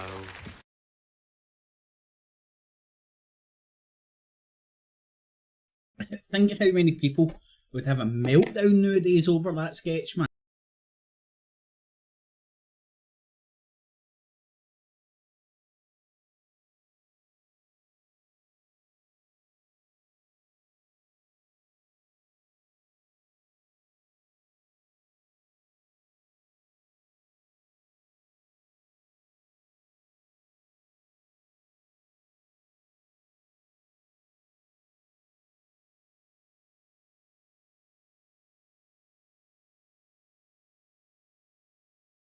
And that's the meaning of life. The French government is now facing some legal light-hearted challenges over the move. relief from the news. I am leaving X. the summary hearing That means before it's the Council true. of State following the government's decision to ban TikTok in New Caledonia. What is happening right now is unprecedented. No country in Europe has ever banned TikTok, and government Hold on. officials following the government's Eye The off the French ball government here. is now facing legal challenges over the move. Oh, Long I did banned the drop the social ball there. media app TikTok in its overseas unless you are trying to go against the official line. Amid the unrest in New Caledonia, the French government has officially banned the social media app TikTok in its overseas territory. Right. Things are coming into focus a wee bit more here.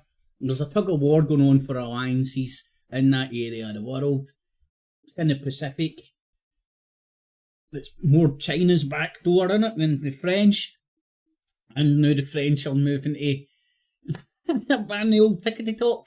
And here's a quote from RT turning up on... a quote from Al Jazeera turning up on RT. How do you like them apples? It's like a snake eating itself, man. The Prime Minister's announcement came a week before as part of state of emergency measures Barry, it was the alongside Illuminati, deployment man. of troops. And while the ban is still in place, the French government is now facing I'll still legal get no challenges views. over the move. I am leaving the summary hearing before the Council of State Following the government's decision to ban TikTok in New Caledonia, what is happening right now is unprecedented. No country in Europe has ever banned TikTok, and government officials have... New Caledonia isn't in Europe, but I'm not standing up for anybody. I'm just provided no evidence to show the network's link to the violence. Only one argument. Young people use this network. The government considered them guilty by definition because of their age. We are facing an extremely serious liberticidal drift. The hate is for the was freedoms. made I possible know by it. New Caledonia's state-run postal and telecommunications service. And what made things even easier is the fact that only one mobile phone operator exists in the territory. But is it legitimate? Is it Hey, legal? you Why is dumb TikTok black being cunt. targeted? You're not According to getting any French more authorities, mobile this phones, was man. Here, take necessary. this. Why? It's called... Well, we're listening to you. by those opposing the rules pushed Fuck on me. them from Paris. I think some people are definitely ignorant to that these claim Paris has no legitimacy realities to still ban exist. the social media platform. Colonialism didn't evaporate overnight. It just rebranded. Summary hearing before the It just Council of changed State on your the decision of French government to suspend the white social network TikTok or in brown New Caledonia. colonial dictator Arguments developed at the hearing by the government for are astonishing. native ones. No evidence is produced to legitimize the use of the ban. No connection is demonstrated between the use of TikTok and the violence. This is a guilty indulgence in the use of Because they custodial can't measures. control the algos. With Hugo Bernalicis and Thomas Portes at the hearing of the Council of State on the suspension of TikTok in New Caledonia. This So measure China's is got not its legitimate, information and the war government is weapon out. floundering to justify Oh, yet another attack on that's a good freedoms one. I in a could context abbreviate of that, couldn't colonial you? repression. It's not surprising Instead of that just saying Macron's administration would WMD. come to such a measure, though. Let's could just say remember it that the is. French president already had a bias against social media even before the protests in New Caledonia. Macron wanted tech Information giants to delete content with weapon protests on of French soil mass back in distraction. 2023, with some I- suggesting French president found a IWAD, scapegoat for IWAD. unceasing riots. We saw on several of Information them, Snapchat, weapon. TikTok, and several others, What did the he violent call it? gatherings being organized in a sort of copycatting of violence. This, among the youngest, leads to a sort of escape from Information reality. And we sometimes have weapon the feeling that some of them are living in the of streets of the video mass games that have intoxicated them. I assume these platforms to be responsible. It's a similar story repeating itself. My Put point the being blame on is social it media becoming a or wee bit people. Put the obvious blame now on that anyone social going medias against your political are decisions. used That's the easy way out. ways But of this is interesting. There is a convincing pattern with populations. Western governments here. That's Not why so long ago, TikTok, the remember United when States China was all bad for pushing to banning ban TikTok? No, TikTok. for banning Facebook Why? and stuff. Because of too Having much its own, content its own about internet Gaza. and its own Twitter. There needs to be You an know the immediate West are doing investigation exactly the into same thing. allegations that TikTok has an anti-Semitic work environment. Right. China-owned TikTok has been Devin pushing in the anti-Semitic, afternoon, man. anti-Israel, anti-American, and pro-Hamas How to content. fleece a TikTok is a billion propaganda leaders. machine to influence Americans. Less often High discussed is stakes can be a TikTok's bit power to pony. radically distort the world picture that America's young people encounter. Israel's unfolding war with Hamas is a crucial test case.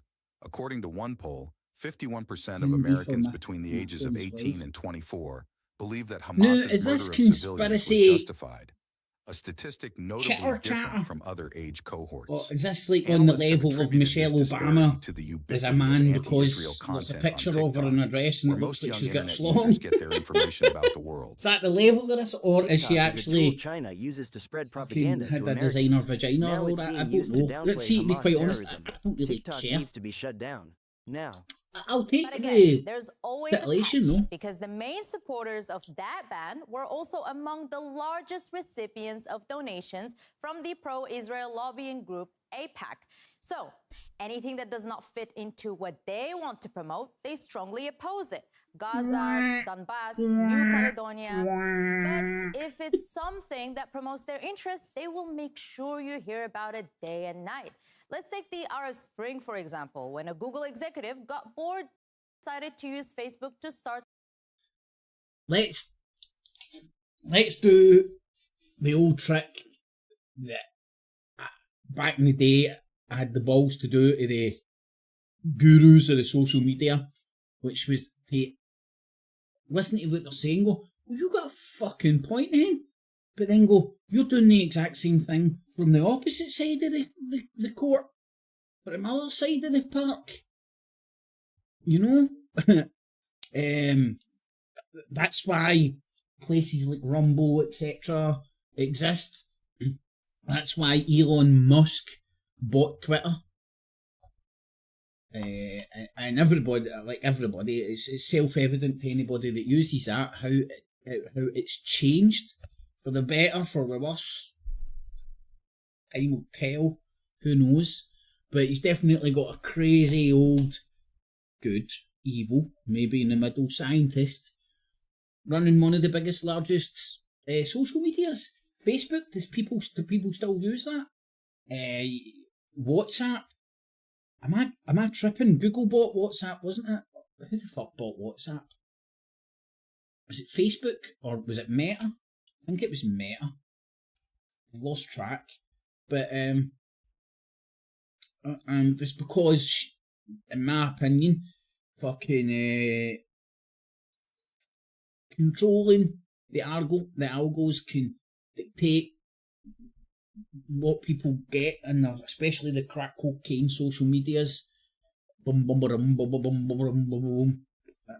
countries don't like it because it sways public opinion, which is self-evident around the world as to what's going on in Gaza. And some would say it's because of what China's doing with their tickety talk. Oh, sorry, it's not China, somebody else.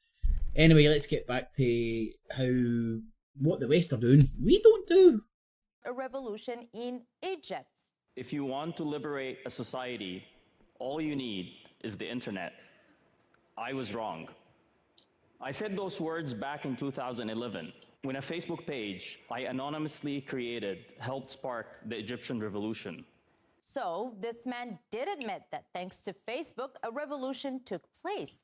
Did anyone care to ban or investigate Facebook, or even the man behind the craft himself? Quite the contrary, actually. He was invited to talk shows. Somehow, when it comes to what's happening in New Caledonia... So, before you could jump right off the cliff and go, this guy was a Western plant, yada, yada, yada, put there and then promoted by Facebook. Or he was just a genuine voice that was in Egypt. He wasn't in the majority. He was in the minority, so he never really got a lot of traction. And then Facebook overwhelmingly promoted his page along certain demographics, which you can do on Facebook. You know that from advertising. You can go on Facebook and target your advertisements to sex, ages, location, so on and so forth. And let's not forget the FBI. No, is it CIA or FBI? I'm assuming it's no. It's either the FBI or CIA have offices in the Facebook headquarters. Anyway, and it's not even a secret. It's a different story. One of the main social media apps for people to share what is going on with one another was taken away from them. The freedom of speech of those indigenous people fighting to be seen and treated as equal to the French settlers in their own land seems to not matter as much. The famous liberty, equality, fraternity French slogan ceases to exist if it's not in line with the state's narrative. Attorney Philippe Devu believes that EU efforts to prevent people from expressing their views destroy the very values on which modern Europe was built. I don't think it will be a claim on the. It will be very well welcomed by the independentist Kanaks. Maybe he will be welcomed by the legalists, but not by the uprising people. The heart of the European Union is human rights. And using social media to ban freedom of speech. It's banned a social media platform.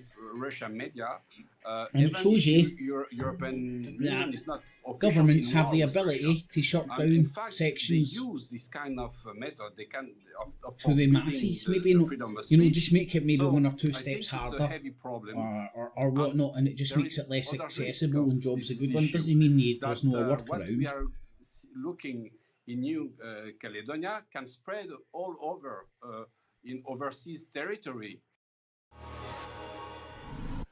Russia has begun the first stage of drills simulated.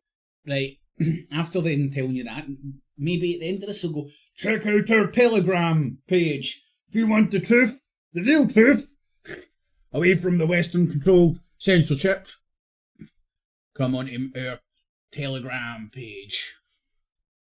The launch of tactical nuclear weapons. That's according to the Defense Ministry. Now, the drills involve Iskander and Kinzhal ballistic missiles, as well as nuclear-capable aircraft. Moscow says the purpose of the exercises is to keep military forces prepared for national defense. Now, what's more, according to a spokesman from the Kremlin, Ukraine's President Zelensky let me just elaborate a wee bit on this, right? And is pleading with Western supporters for additional strikes on Russian soil while Ukrainian soldiers continue to withdraw in the northeast. Now, let's take a listen to Zelensky's interview with the New York Times for one of the more recent instances. Easy for me to say. I asked, can we first shoot down from the territory of a NATO country, from the territory of our neighbors, the missiles flying towards our energy facilities, without crossing into Ukraine's airspace? Technically, all of this is possible. Let's take the first practical step, shoot down what's in the sky over Ukraine, and give us the weapons to use against Russian forces on the borders. Then we can eventually get 7 Patriot systems from NATO countries. 7. Do you think it is too much for the NATO anniversary summit in Washington, for a country that has been trying to become a NATO member since 2008?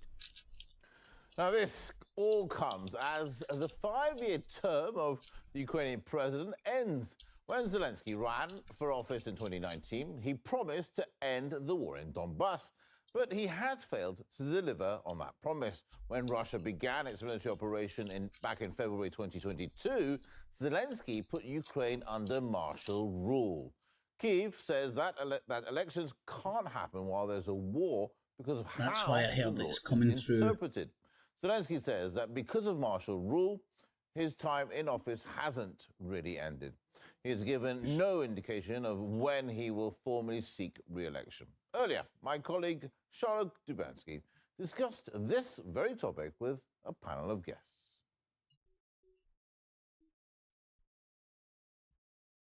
Right.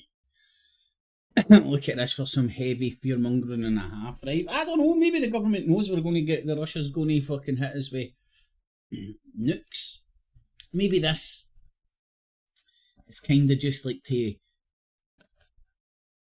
release some of the fear that might be getting built up by Russia swinging their nuclear dicks.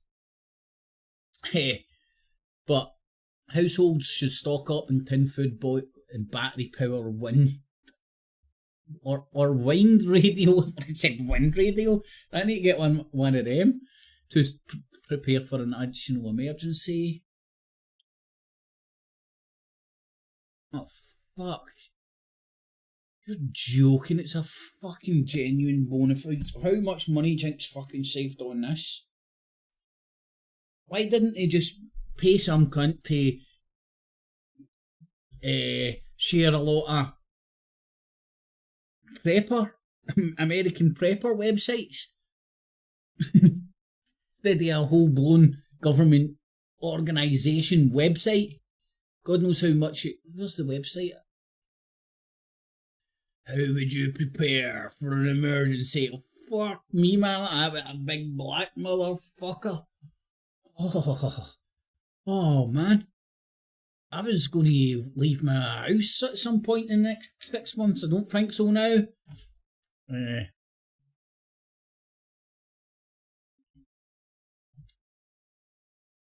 Right, at best it's useless, at worst it's a waste of money, but if you can get there...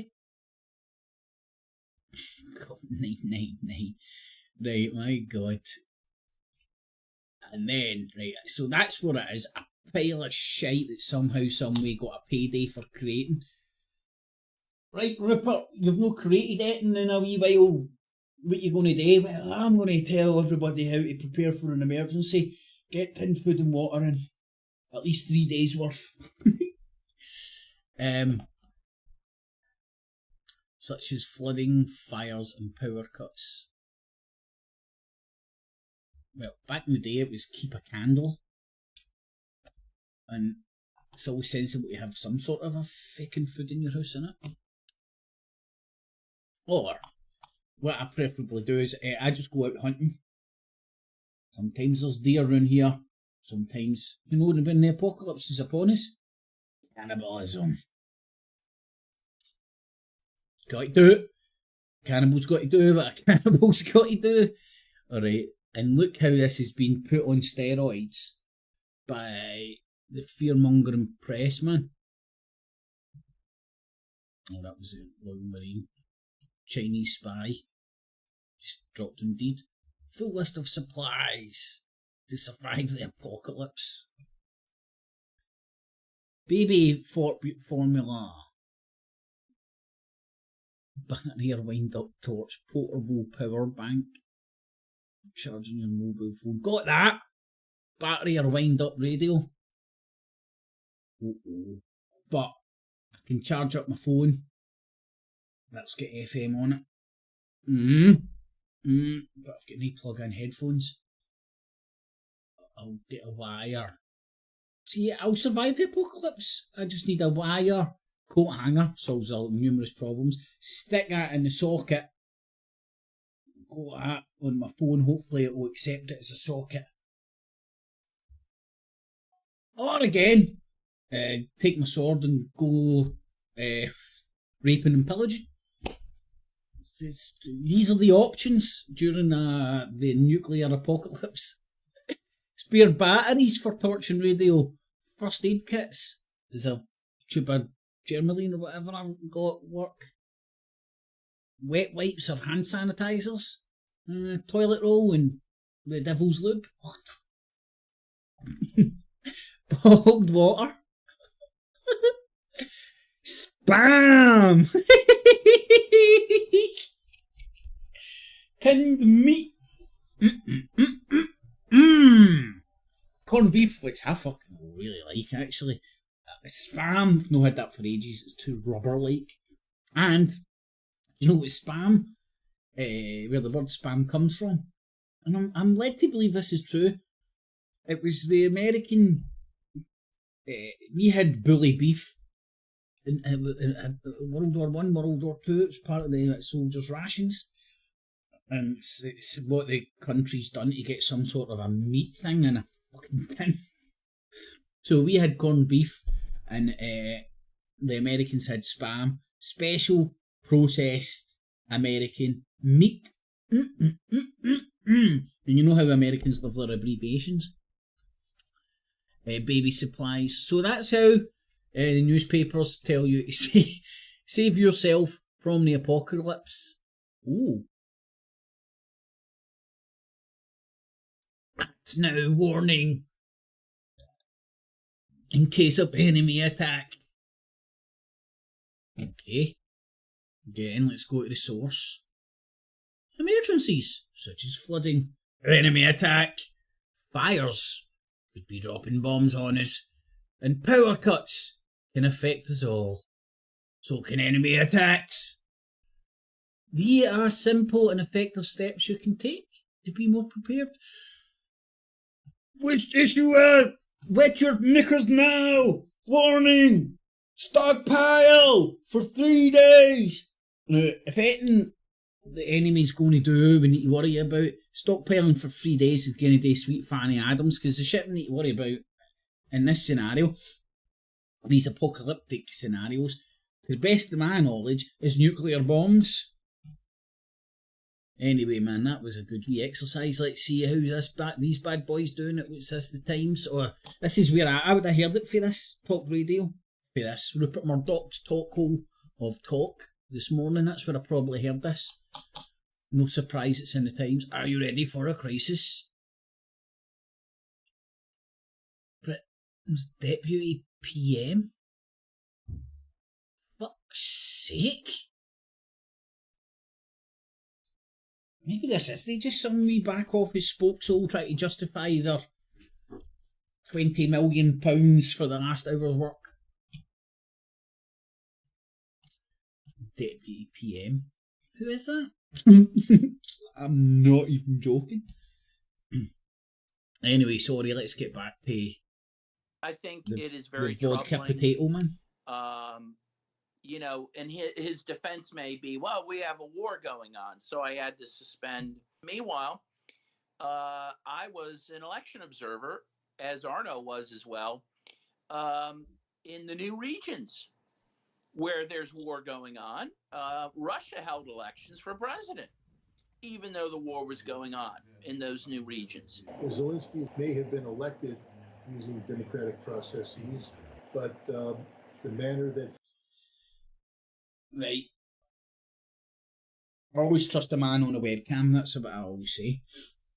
And, what was I going to say? So the shtick here is comparing Zelensky not holding an election, using war as the reason, and why in Russia.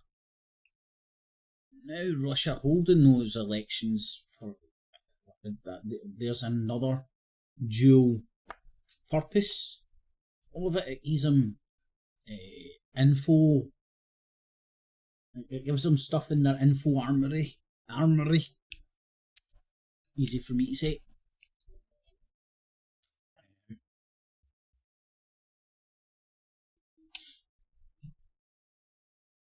Their youngest and finest young men.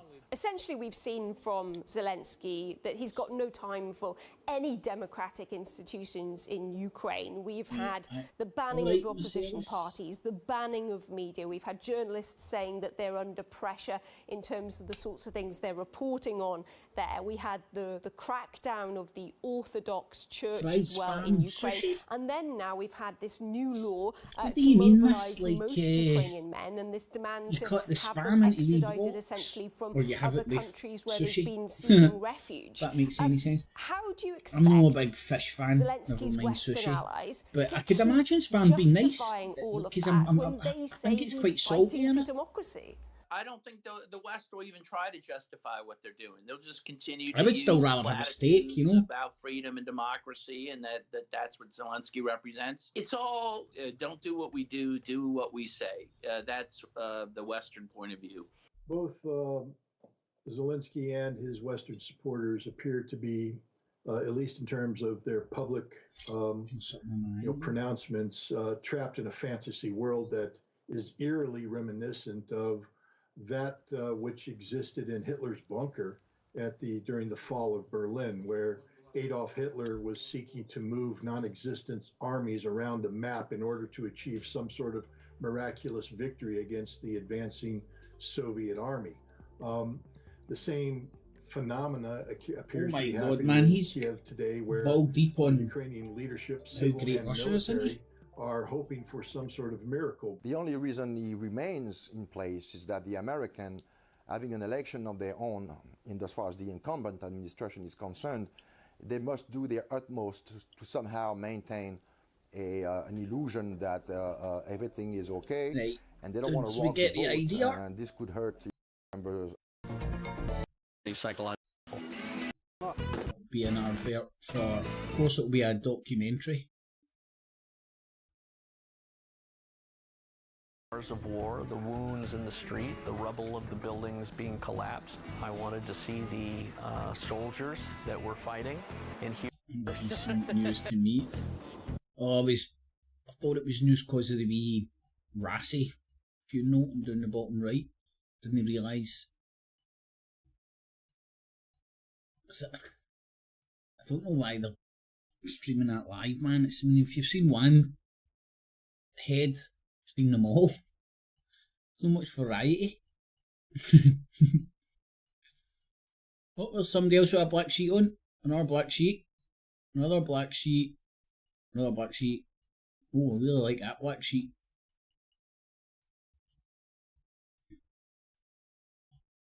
But you know what women are like. They'll no doubt have their own way of jazzing it up.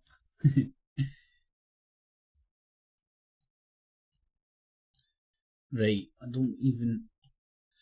Is it Americans fighting in? Sean Stone, definitely. Like, political analysis and filmmaker. Say Israel's, has a red line. I think we've actually done the rounds on that one. Joked about that one. Did I do Press TV? No, because they were just doing the... They're just doing the... I'll go to the French first, see if they mention the New Caledonia stuff. Aye, Press TV. It'd be like if the king or prime minister died over here, it would just be wall to wall. Let's face it, quite boring footage.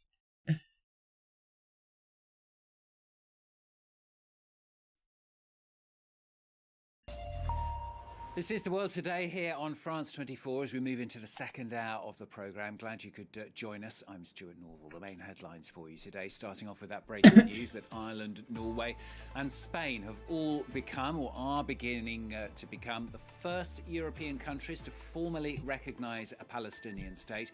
Simultaneous news conferences happening in all three capitals as Israel, though, warns that the moves risk turning the countries into a pawn in the hands of Iran and Hamas. We'll talk shortly to our correspondent Sarah Morris. She'll join us from Madrid. Hear that? Ireland, the French President Norway, Emmanuel Macron and is on Spain his way to the French overseas territory of are New now Caledonia pawns of to try to Hamas. ease the situation on the island. The indigenous Kanak people say will further erode their rights. We won't give up until they withdraw the text they're about to vote on. Right, I'm gonna go. Is anyone here. there alive? There were mainly civilians there, with babies and children. When the civilians came out,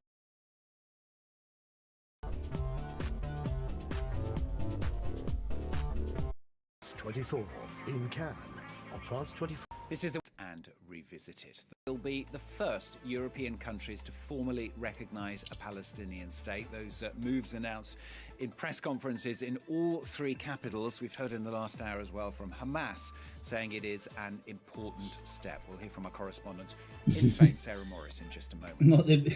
It's always the babies French and the President children. Emmanuel Macron is on his way to the French overseas Like everybody territory of else. New Caledonia to try to ease Everyone the would be situation great on to the just island. stop killing babies and Days children. now It'd of be all good. rioting and destruction, with 1,000 French reinforcements sent in to break up the protests. Was that no And yesterday, or Russia's was that another military has begun 1,000? drills involving tactical nuclear weapons. The manoeuvres in the south of Russia, near to Ukraine, an apparent warning then to Western officials. Apparent warning. Oh shit, Sherlock, you think?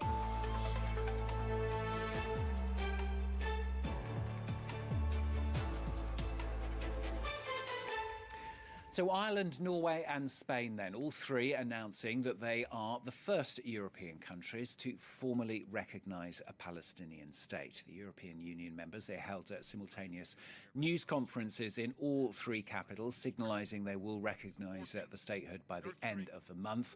Already, the Israeli Foreign Ministry posting a video message addressed specifically to Ireland on X, warning that recognising a Palestinian state risks turning you into a pawn in the hands of Iran and Hamas, adding the move will only fuel extremism and instability. Well, let's hear from one of those press conferences then. Here's the Spanish Prime Minister, Pedro Sánchez. If anything is clear to me, it's that Prime Minister Netanyahu is not working towards peace in Palestine. Fighting against the terrorist group Hamas is legitimate and necessary after the events of October 7th. But Netanyahu is causing so much pain and so much destruction and so much resentment in Gaza and the rest of Palestine that the two-state solution is in danger, serious danger. Both parties that form our progressive coalition government agree and act in reflection of the majority opinion of the Spanish people.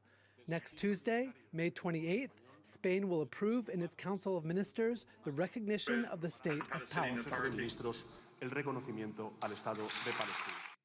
Pedro Sánchez there. Well, a short while ago, I spoke to a correspondent in Madrid, Sarah Morris, and I asked her exactly what Spain announced and what's the background to the decision. Pedro Sánchez, the Socialist Prime Minister, had already said that he wanted the recognition of Palestinian statehood And a previous Conservative government had also passed a law in the parliament to say that when it was possible, they would have Spain seek the recognition of Palestinian statehood. And basically this announcement, when Sanchez was in the parliament due to speak about other issues, he added his statement coming after Ireland and Norway, and he basically said it's time to pass from words to action, that this was about peace, coherence and justice. He insisted this is not a decision against Israel, and he actually said that during his recent Middle East tour to visit many Arab leaders, he said that he had defended the existence of Israel to them. He also said this was not against Jewish people, and he referred to Spain's past when centuries ago Jewish people were driven out of Spain. He said that they defended the Jewish people, but he said that this was consistent with defending the two-state solution, that the two-state solution that is defended by many countries in the United Nations. He said that solution would disappear unless there was some sort of action taken. And he opened the door, Stuart, to potentially other countries following. He said that the decision, the recognition would happen on the 28th of May. And he said other European countries could follow without naming them. It wasn't clear if he was referring to Ireland or Norway. But he also referred to the consequences that this move could have. As you mentioned, there's already been strong words and a strong warning from Israel, basically saying that action could follow. And he said that Pedro Sanchez said he was willing to stand by the consequences that this move could entail. And he said that the Spanish people would, in the end, be able to hold their head up high and be on the right side of history, he said. Sarah Morris, our correspondent in Madrid, talking to me a short while ago. There's been reaction then coming in. We've heard Israel already recalling its ambassadors to Ireland and to Norway. We suspect that may well happen to Spain as well. And we've also heard from Hamas in the last half hour or so, saying they call the recognition of the Palestinian state by three countries an important step.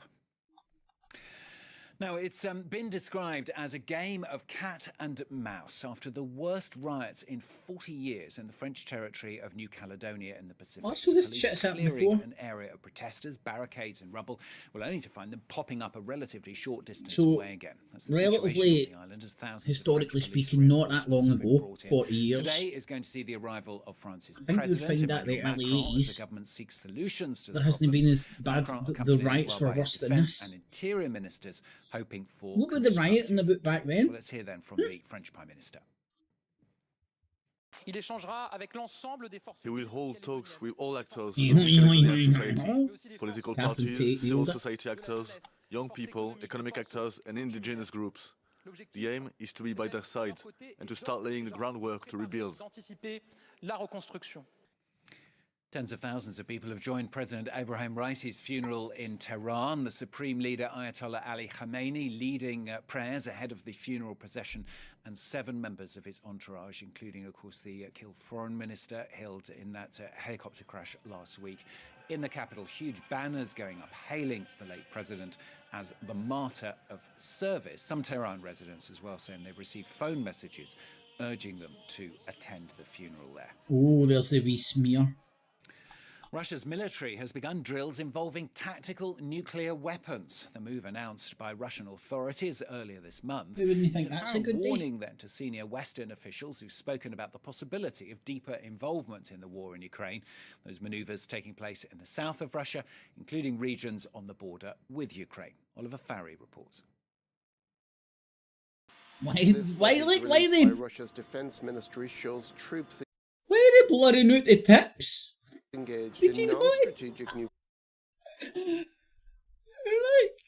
that's the strangest thing ever.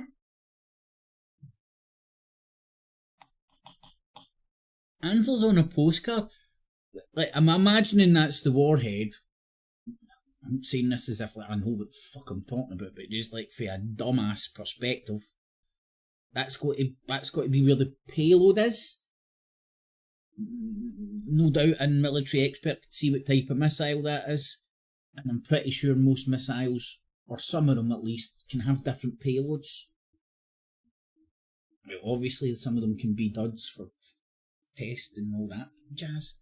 But why the fuck blur it out? Why film them and then blur it out? Hey, Igor! Yes, comrade. Use the missiles we're allowed to show on TV. Footage released by Russia's defense ministry shows troops engaged in non-strategic nuclear drills in what appears to be a new round of saber rattling aimed at the West. Yes. The exercises took place in Russia's southern district, or, which borders parts of Ukraine. As I would call Moscow claims to have swinging their dicks. The drills are designed to test the readiness saber of personnel and rattling, equipment of non-strategic nuclear weapons combat units to respond and to unconditionally ensure the territorial integrity and sovereignty of the Russian state. The statement added that the drills were also in response to provocative statements and threats by certain Western officials. Among those is most likely French President Emmanuel Macron, who has on more than one occasion recently floated the idea of sending Western troops to Ukraine. There's no consensus today on sending in troops on the ground in an official, accepted, and endorsed way. But in dynamic terms, nothing should be ruled out. We will do everything necessary to ensure that Russia cannot win this war. Russia's foreign ministry also... Right, that's interesting because you're hearing it from French translated into English on France 24 English-speaking spokesholes. And even then, you can he says there's no plans, we're not doing it, there's no troops, but strategically thinking. And I'm pretty sure the French language is more complicated than the also said on English. Wednesday that if France were to send troops to Ukraine, Moscow's response would not be just political. Russia last summer deployed nuclear weapons to neighbouring Belarus. Minsk carried out nuclear drills on its territory earlier this month. Meanwhile, Ukrainian troops are achieving tangible results against Russian forces in the hotspot northeastern Kharkiv region. That is according to Ukraine's President Volodymyr Zelensky, as new Western weapons have begun to arrive on the front line. Zelensky, though, admitting that the frontline situation remains extremely difficult elsewhere. Russia has captured several small settlements over the last few weeks around Kharkiv, its biggest advances in 18 months. Ukraine's military chief has said as well that heavy fighting in the Pokrovsk area has forced Ukrainian troops to engage in what he called maneuvers. Pokrovsk? That sounds like a new drug in America. The World Today.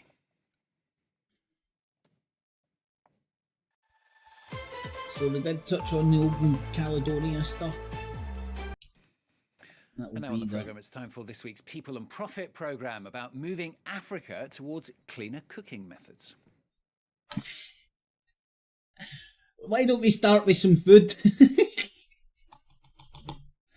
Ba-bum-bunch. I seen the adverts in the 80s about Ethiopia. I know what goes on in Africa.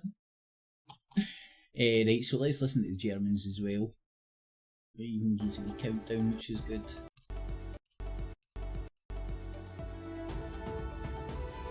Alright, we're actually at the top of our news.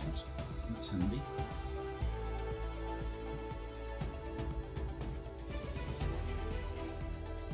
Can't you space balls it anymore?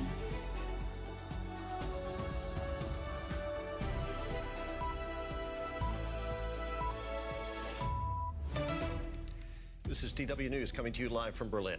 3 European countries say they now recognize the Palestinian statehood despite Israel's opposition. Ireland's Prime Minister joined Spain and Norway in announcing the change in separate morning press conferences, prompting Israel to recall its ambassadors. Also coming up, as attacks on them increase, Palestinians living in the Israeli-occupied West Bank and East Jerusalem tell DW that international sanctions against illegal Israeli settlers are not helping. And torturers deployed as UN peacekeepers. A DW investigation reveals how members of a notorious Bangladesh elite force are being sent on worldwide peacekeeping missions. Oh, hold on, that was interesting there, and I'd lost my focus.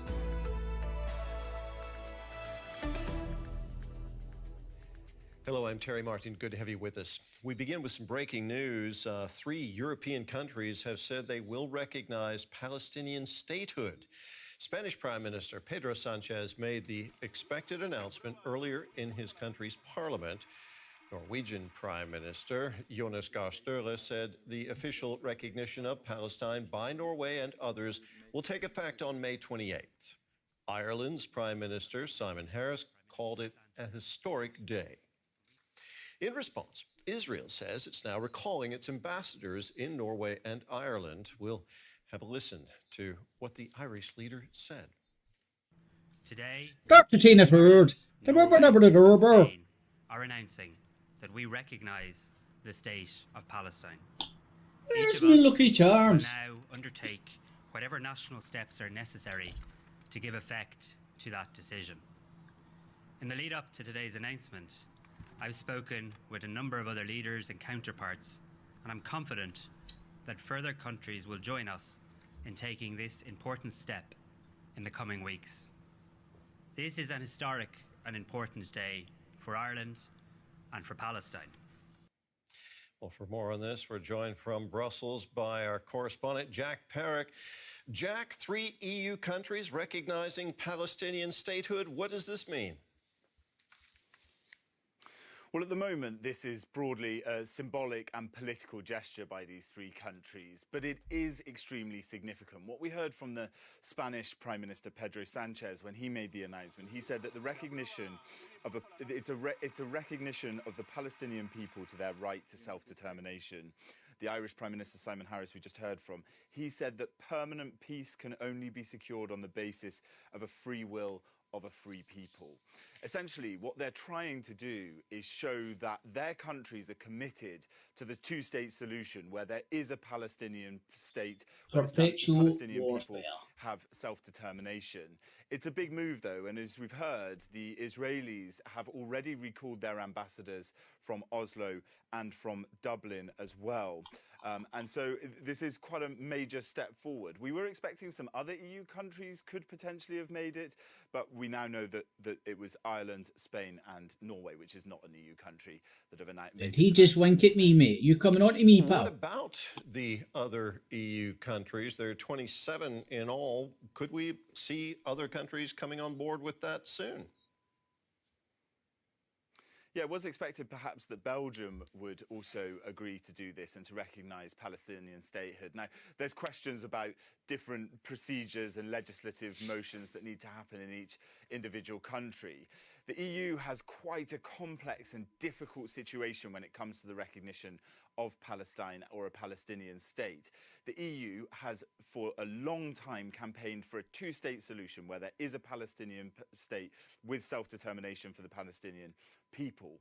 But as a whole, the EU doesn't recognise a state of Palestine, and that's very difficult for them to do. The only country that has done what has been done today in the European Union as an EU member country was Sweden back in 2014. Countries like Malta, Cyprus, Bulgaria, Czechia, Hungary and Poland, they had recognised the state of Palestine before they entered the EU. So this is a big step forward, though, and I think the signal of how big of a step forward it is this quite strong reaction from the Israelis. The Israeli Foreign Ministry saying that this move could fuel extremism and instability in the region. What is it, Jack, that prevents countries from recognizing Palestinian statehood? How complex is that? It is quite complex, but mainly for countries that are staunch supporters of Israel, countries like Germany, for instance. They would be nervous about the reaction that we are seeing to this, especially in the current climate after the October the 7th terrorist attack and the subsequent Israeli bombardment in Gaza. The question is, what exactly needs to shift diplomatically And in a foreign policy sphere, for the European Union to get on the the same analytics and all that page on jazz, this, it's quite significant. Well, as I said, they're trying to still uphold the idea of a two-state solution. See, when I was We know that searching Israeli Prime Minister for Benjamin Netanyahu says that that's not possible. So the EU wants that translator, to continue to be its policy. Catherine But how Tate feasible is that? But came countries across, like you we're know, seeing today, scrolling like down Ireland search and Spain, results, my making this own move shows stream, that that is their staunch and it was next to a Sky News stream, I think it was, and obviously Sky News had X amount of thousands thank you of very views. much. Our correspondent Mine Jack was just Perrick sitting there there with zero. in Brussels. So, whether it's a glitch or no, I'm Meanwhile, imagining that the United will Nations is warning affect that it on humanitarian search results. operations inside Gaza are nearing collapse. The organization says it's no longer able to distribute food aid in the southern city of Rafah due to a lack of supplies and fears over safety. It says its main aid agency for Palestinian refugees, UNRWA, and the World Food Programme are unable to access their warehouses in Rafah because of Israel's ongoing military operation.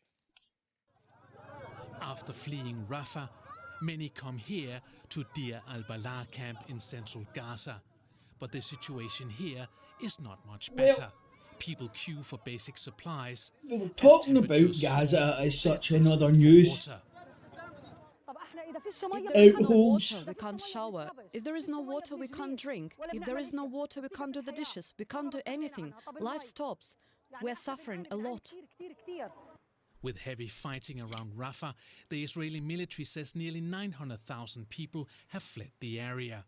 These satellite images show the scale of the movement in recent weeks. Hundreds of tents and shelters have been removed.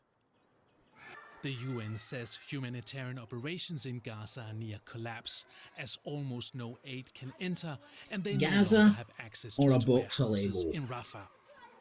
Our colleagues at UNRWA report that today the agency's distribution center, as well as the World Food Programme's warehouses, both in Rafah, are now inaccessible due to ongoing military operation.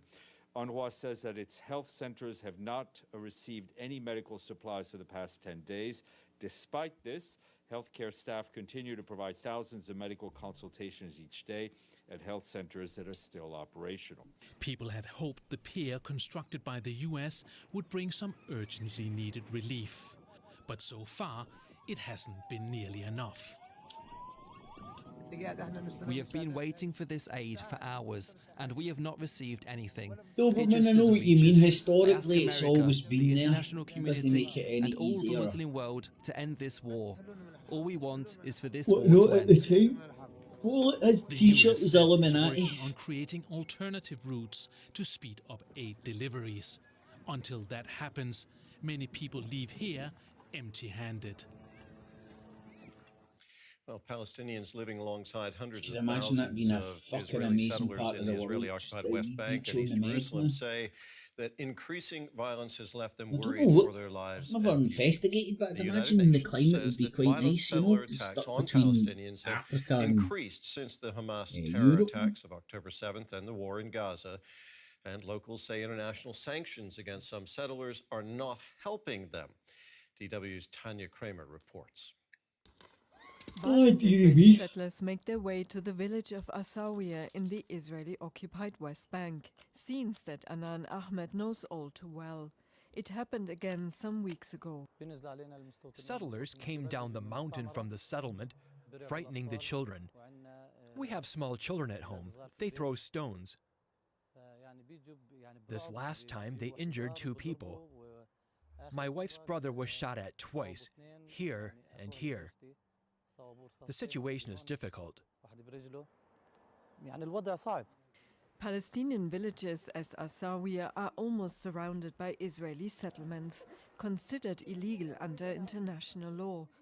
Violent settlers throw stones, destroy crops and olive trees, burn cars and property, and it has increased in recent months. We live on our land. This is my father's and grandfather's house. There's no safety. There are children, small children. This is forbidden. All right, I'm They come and upset enough, destroy man. everything. Why? They cause the problems. There is no I mean, security. let's be honest, that is nothing new. This, the settlements and the settlers doing this kind of stuff has been a constant. As academic center. Thanks for joining us. Dr. Friedman, how do you explain the dramatic increase in settler violence against Palestinians? What I would say I can notice with the British news, both the BBC and Sky, the European outfits, especially the German one, seems to be going in a wee bit harder on what's happening in Gaza. Talking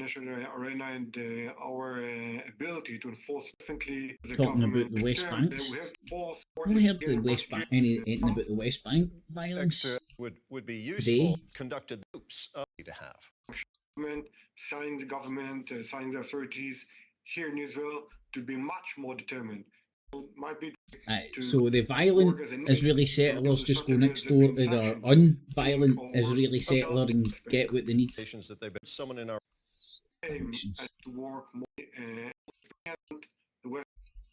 to what degree? Due to the spirit containing this territory. Let's catch up on a few other stories making headlines around the world today. Iran's supreme leader, Ayatollah Ali Khamenei, has been leading the prayers at the funeral service of President Ibrahim Raisi. The president, along with the foreign minister and other officials, died in a helicopter crash on Sunday. Tens of thousands of Iranians have gathered in Tehran for the funeral procession. At least one person has been killed after a powerful tornado hit a small town in the U.S. state of Iowa. Vehicles have been smashed and buildings destroyed in several locations. Tornado warnings have been issued for a number of states in the Midwest.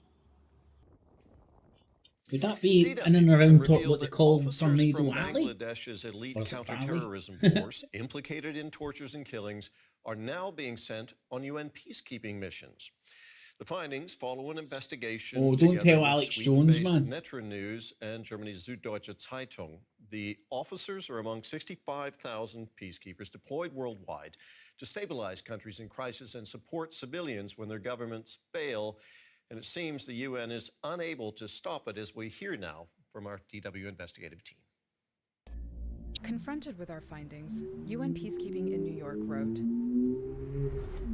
"We do not have the resources to review the information of all personnel deployed, and the vast majority of troops perform well."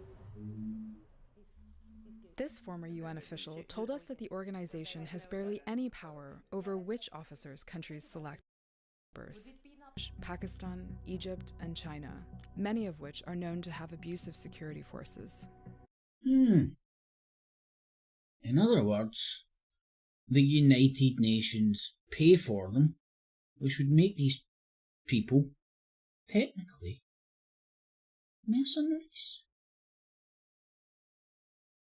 Who'd have funked it?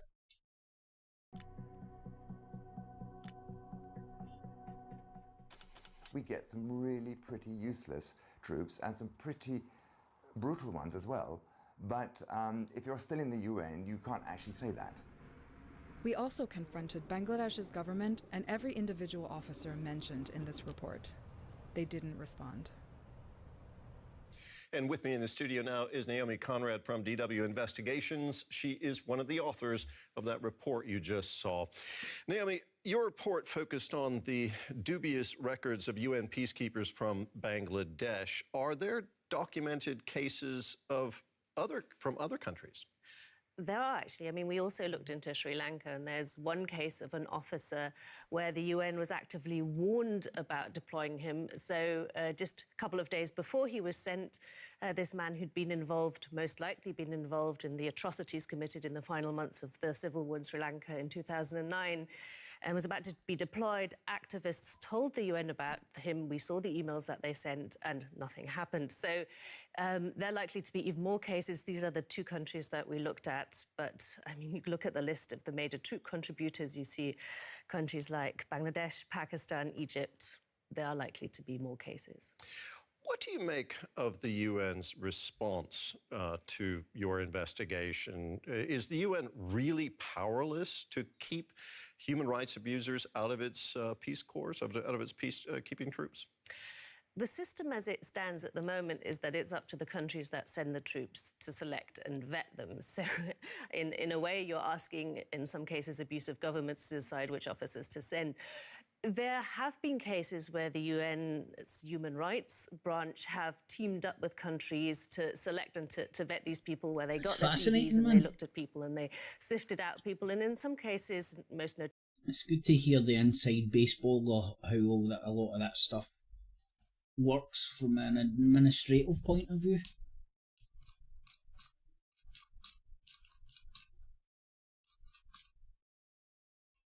Maybe Alex Jones was right.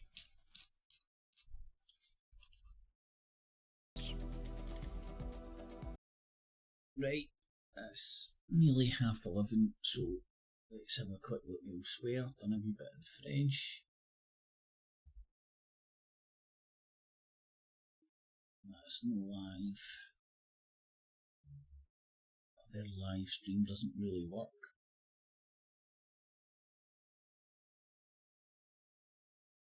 And then how can you go and vote for Labour? Basically, politics of envy, the normal stuff, and you know Arguing what's going about to happen. inflation.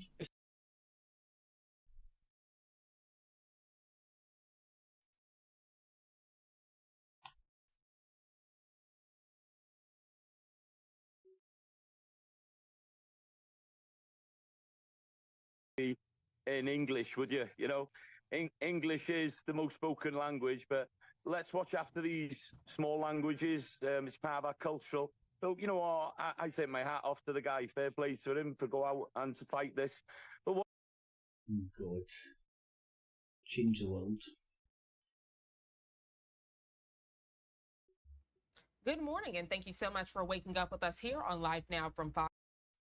For the Prime Minister Netanyahu and the Minister of Defense, Yoav Gallant, as well as arrest warrants for the head I think I already know the kind of angle Fox News is going to have. Providing recognition to Palestine really pushes these cases forward, I believe.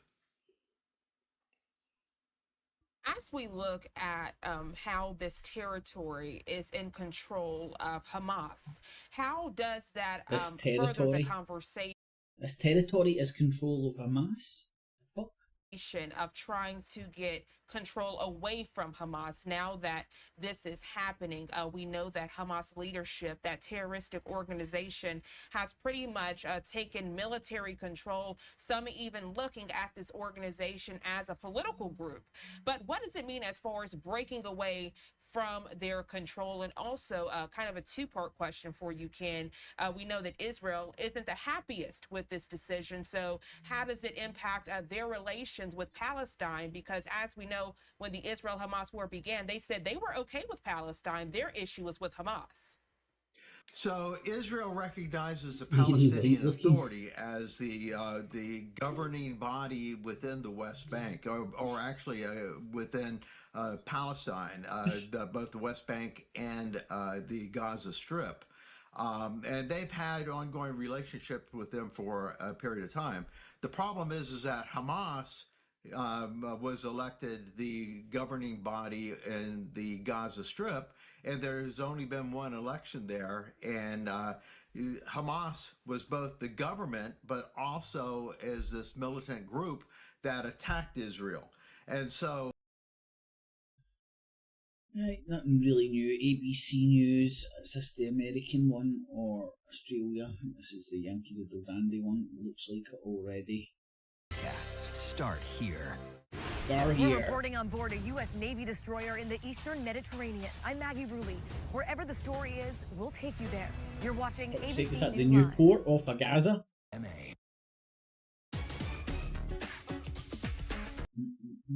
The Pulse. New pizza capital of America. A Connecticut congresswoman is headed to Washington today. She wants to proclaim New Haven, Connecticut as the pizza capital of the U.S. She claims New Haven has the best pizza in the country, and it's not even close. More than 100 pizza makers will join her on the steps of the Capitol. Pizza makers in New York are calling it a cheesy stunt. No comment from Chicago. Well, they do have Frank. Oh, God. Save me now. Now let's see if we can get a proper hour news for the Chinos. Looks like you can. What is that? There you go. No. Hello and welcome to The World Today, live from Beijing. I'm Su Yuting. Our top story. Ireland, Norway and Spain have announced a... So let's look at that strategy in your view, though. And as you mentioned, the level of insecurity and crime remains But that looks like it's going to be interesting to keep a wee eye on. What should authorities be strategizing to do to reverse this worrying trend sustainably? Nigeria. I think when it comes to strategy, did they just no? It was Niger that has Russian and American troops at the same air base, and they've asked the Americans to leave.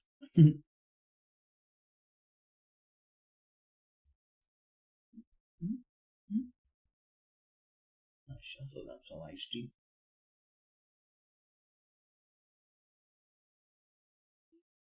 There seems to be a lot of Chinese inside baseball, which doesn't make a lot. Country to mark the start of Indigenous Round.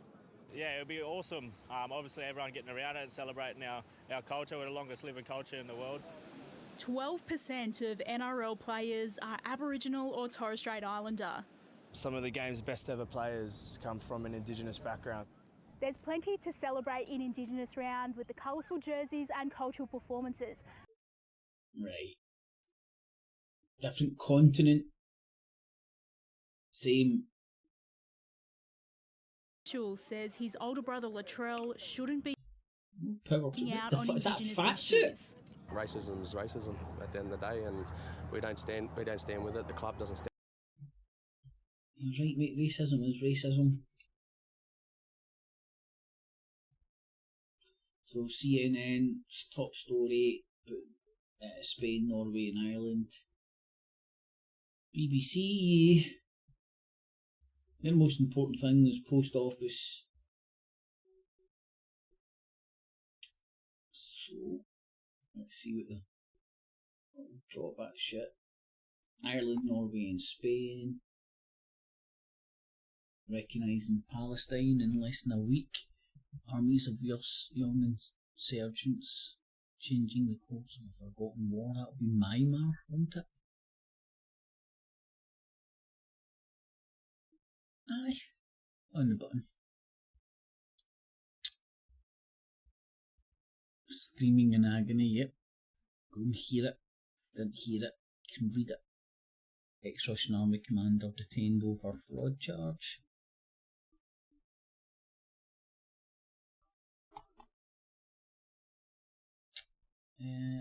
Have a look at Fox. Feeling blue.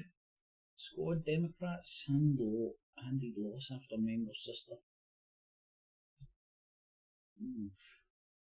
Sorry, I just want to see Trump and Biden making fools of themselves in the debates. Till then, man, the American PoliTITS, even Trump's trial is boring as a motherfucker. And remember, citizens, be prepared. So, there's your daily PoliTITS fix. If you like politics, but are sick of the tits, then watch your daily PoliTITS fix. I need to write that down and read it like a 2-year-old. Oh, the weirdest thing is happening. It's now telling me I've got 2 concurrent viewers. It's just dead weird the way it's fuck man, what the fuck is that in my eye? Just weird the way the algos, no, the analytics crapped out today. A. Williamson, how are you doing, my man? Vote Putin, religious war coming. We're not all wars are religious wars, aren't they? You need to fucking convince people that the other side are barbarous monkeys coming to eat your brains to get people to kill them. Or maybe just make them all drone operators, that might work nowadays.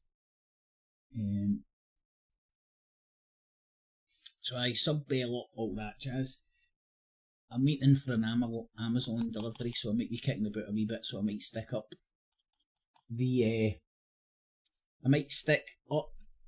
PMQs. Number 1 if it's on today. Number 2 if I'm not, because that'll be starting in half an hour.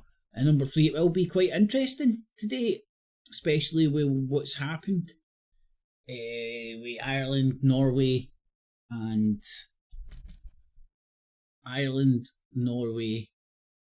Spain. I knew I'd get there in the end. Somehow Spain just off everybody's radar. Recognising the state of Palestine. Surely to God, maybe there wasn't enough time for this morning, but surely to God you'd think it will come up in some way, shape or form, don't you? Paul, in the morning, my man. Thanks for watching, Barry.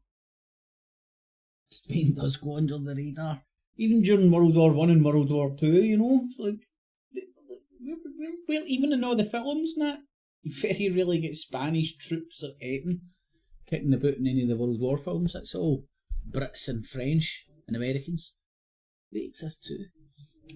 So there's been, remember, there's not been anybody watching according to the stats, but they're obviously just fucked up.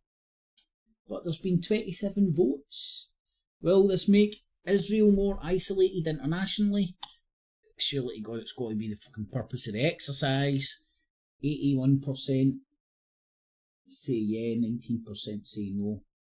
27 votes. So end the poll there.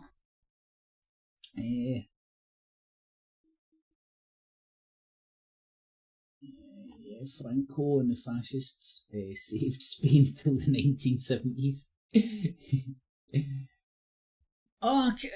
Catalonia was in the news the last week. They were holding elections and they had a socialist party which was more nationalistic, I believe. Don't quote me on this. And then you had the separatist party, the Catalonian Separatist Party, and apparently the the socialists done a wee bit better. And who doesn't like a wee bit of National Socialism, you know? But apparently that's what happened. It says you've got 2 viewers now. I know, Paul, I don't know what the fuck's going on. It's just said 0 and 1 or 2 all for the last, how long is that? 2.5 hours now?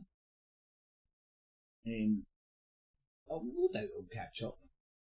In fact, what was I looking at that was interesting? Let's see what this is doing now.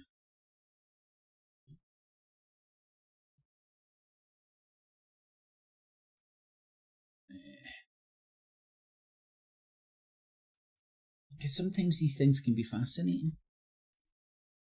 So 110 views, but you go down here, current viewers. I think that's 1 and 2. So see that glitch in the analytics, which can happen, man. Definitely, sometimes things can. It usually doesn't happen,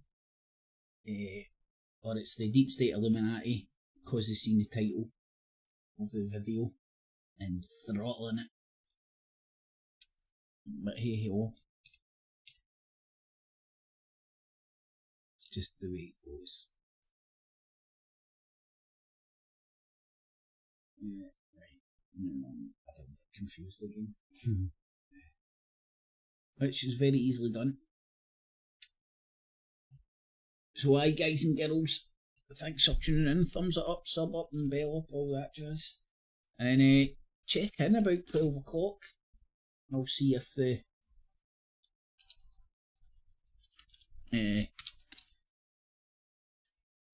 I'll see if I can stick the PMQs on, because it might be interesting with what's happened earlier on this morning. Surely it's got to be brought up in some capacity, but certainly one thing you notice when people might not be on the same page, they haven't worked out the spin, the rhetoric, what they're going to do. They sometimes just ignore shit. It just goes out of sight, out of mind kind of idea. So thanks everybody. Hopefully see you later on at 12. If not, tomorrow morning. Get it. Got it. Remember, prepare for emergency. Fear factor 11. Clips. And remember, citizens, always subscribe. Hit the notification bell as well. And $19.95 plus shipping and handling will keep you out of hell.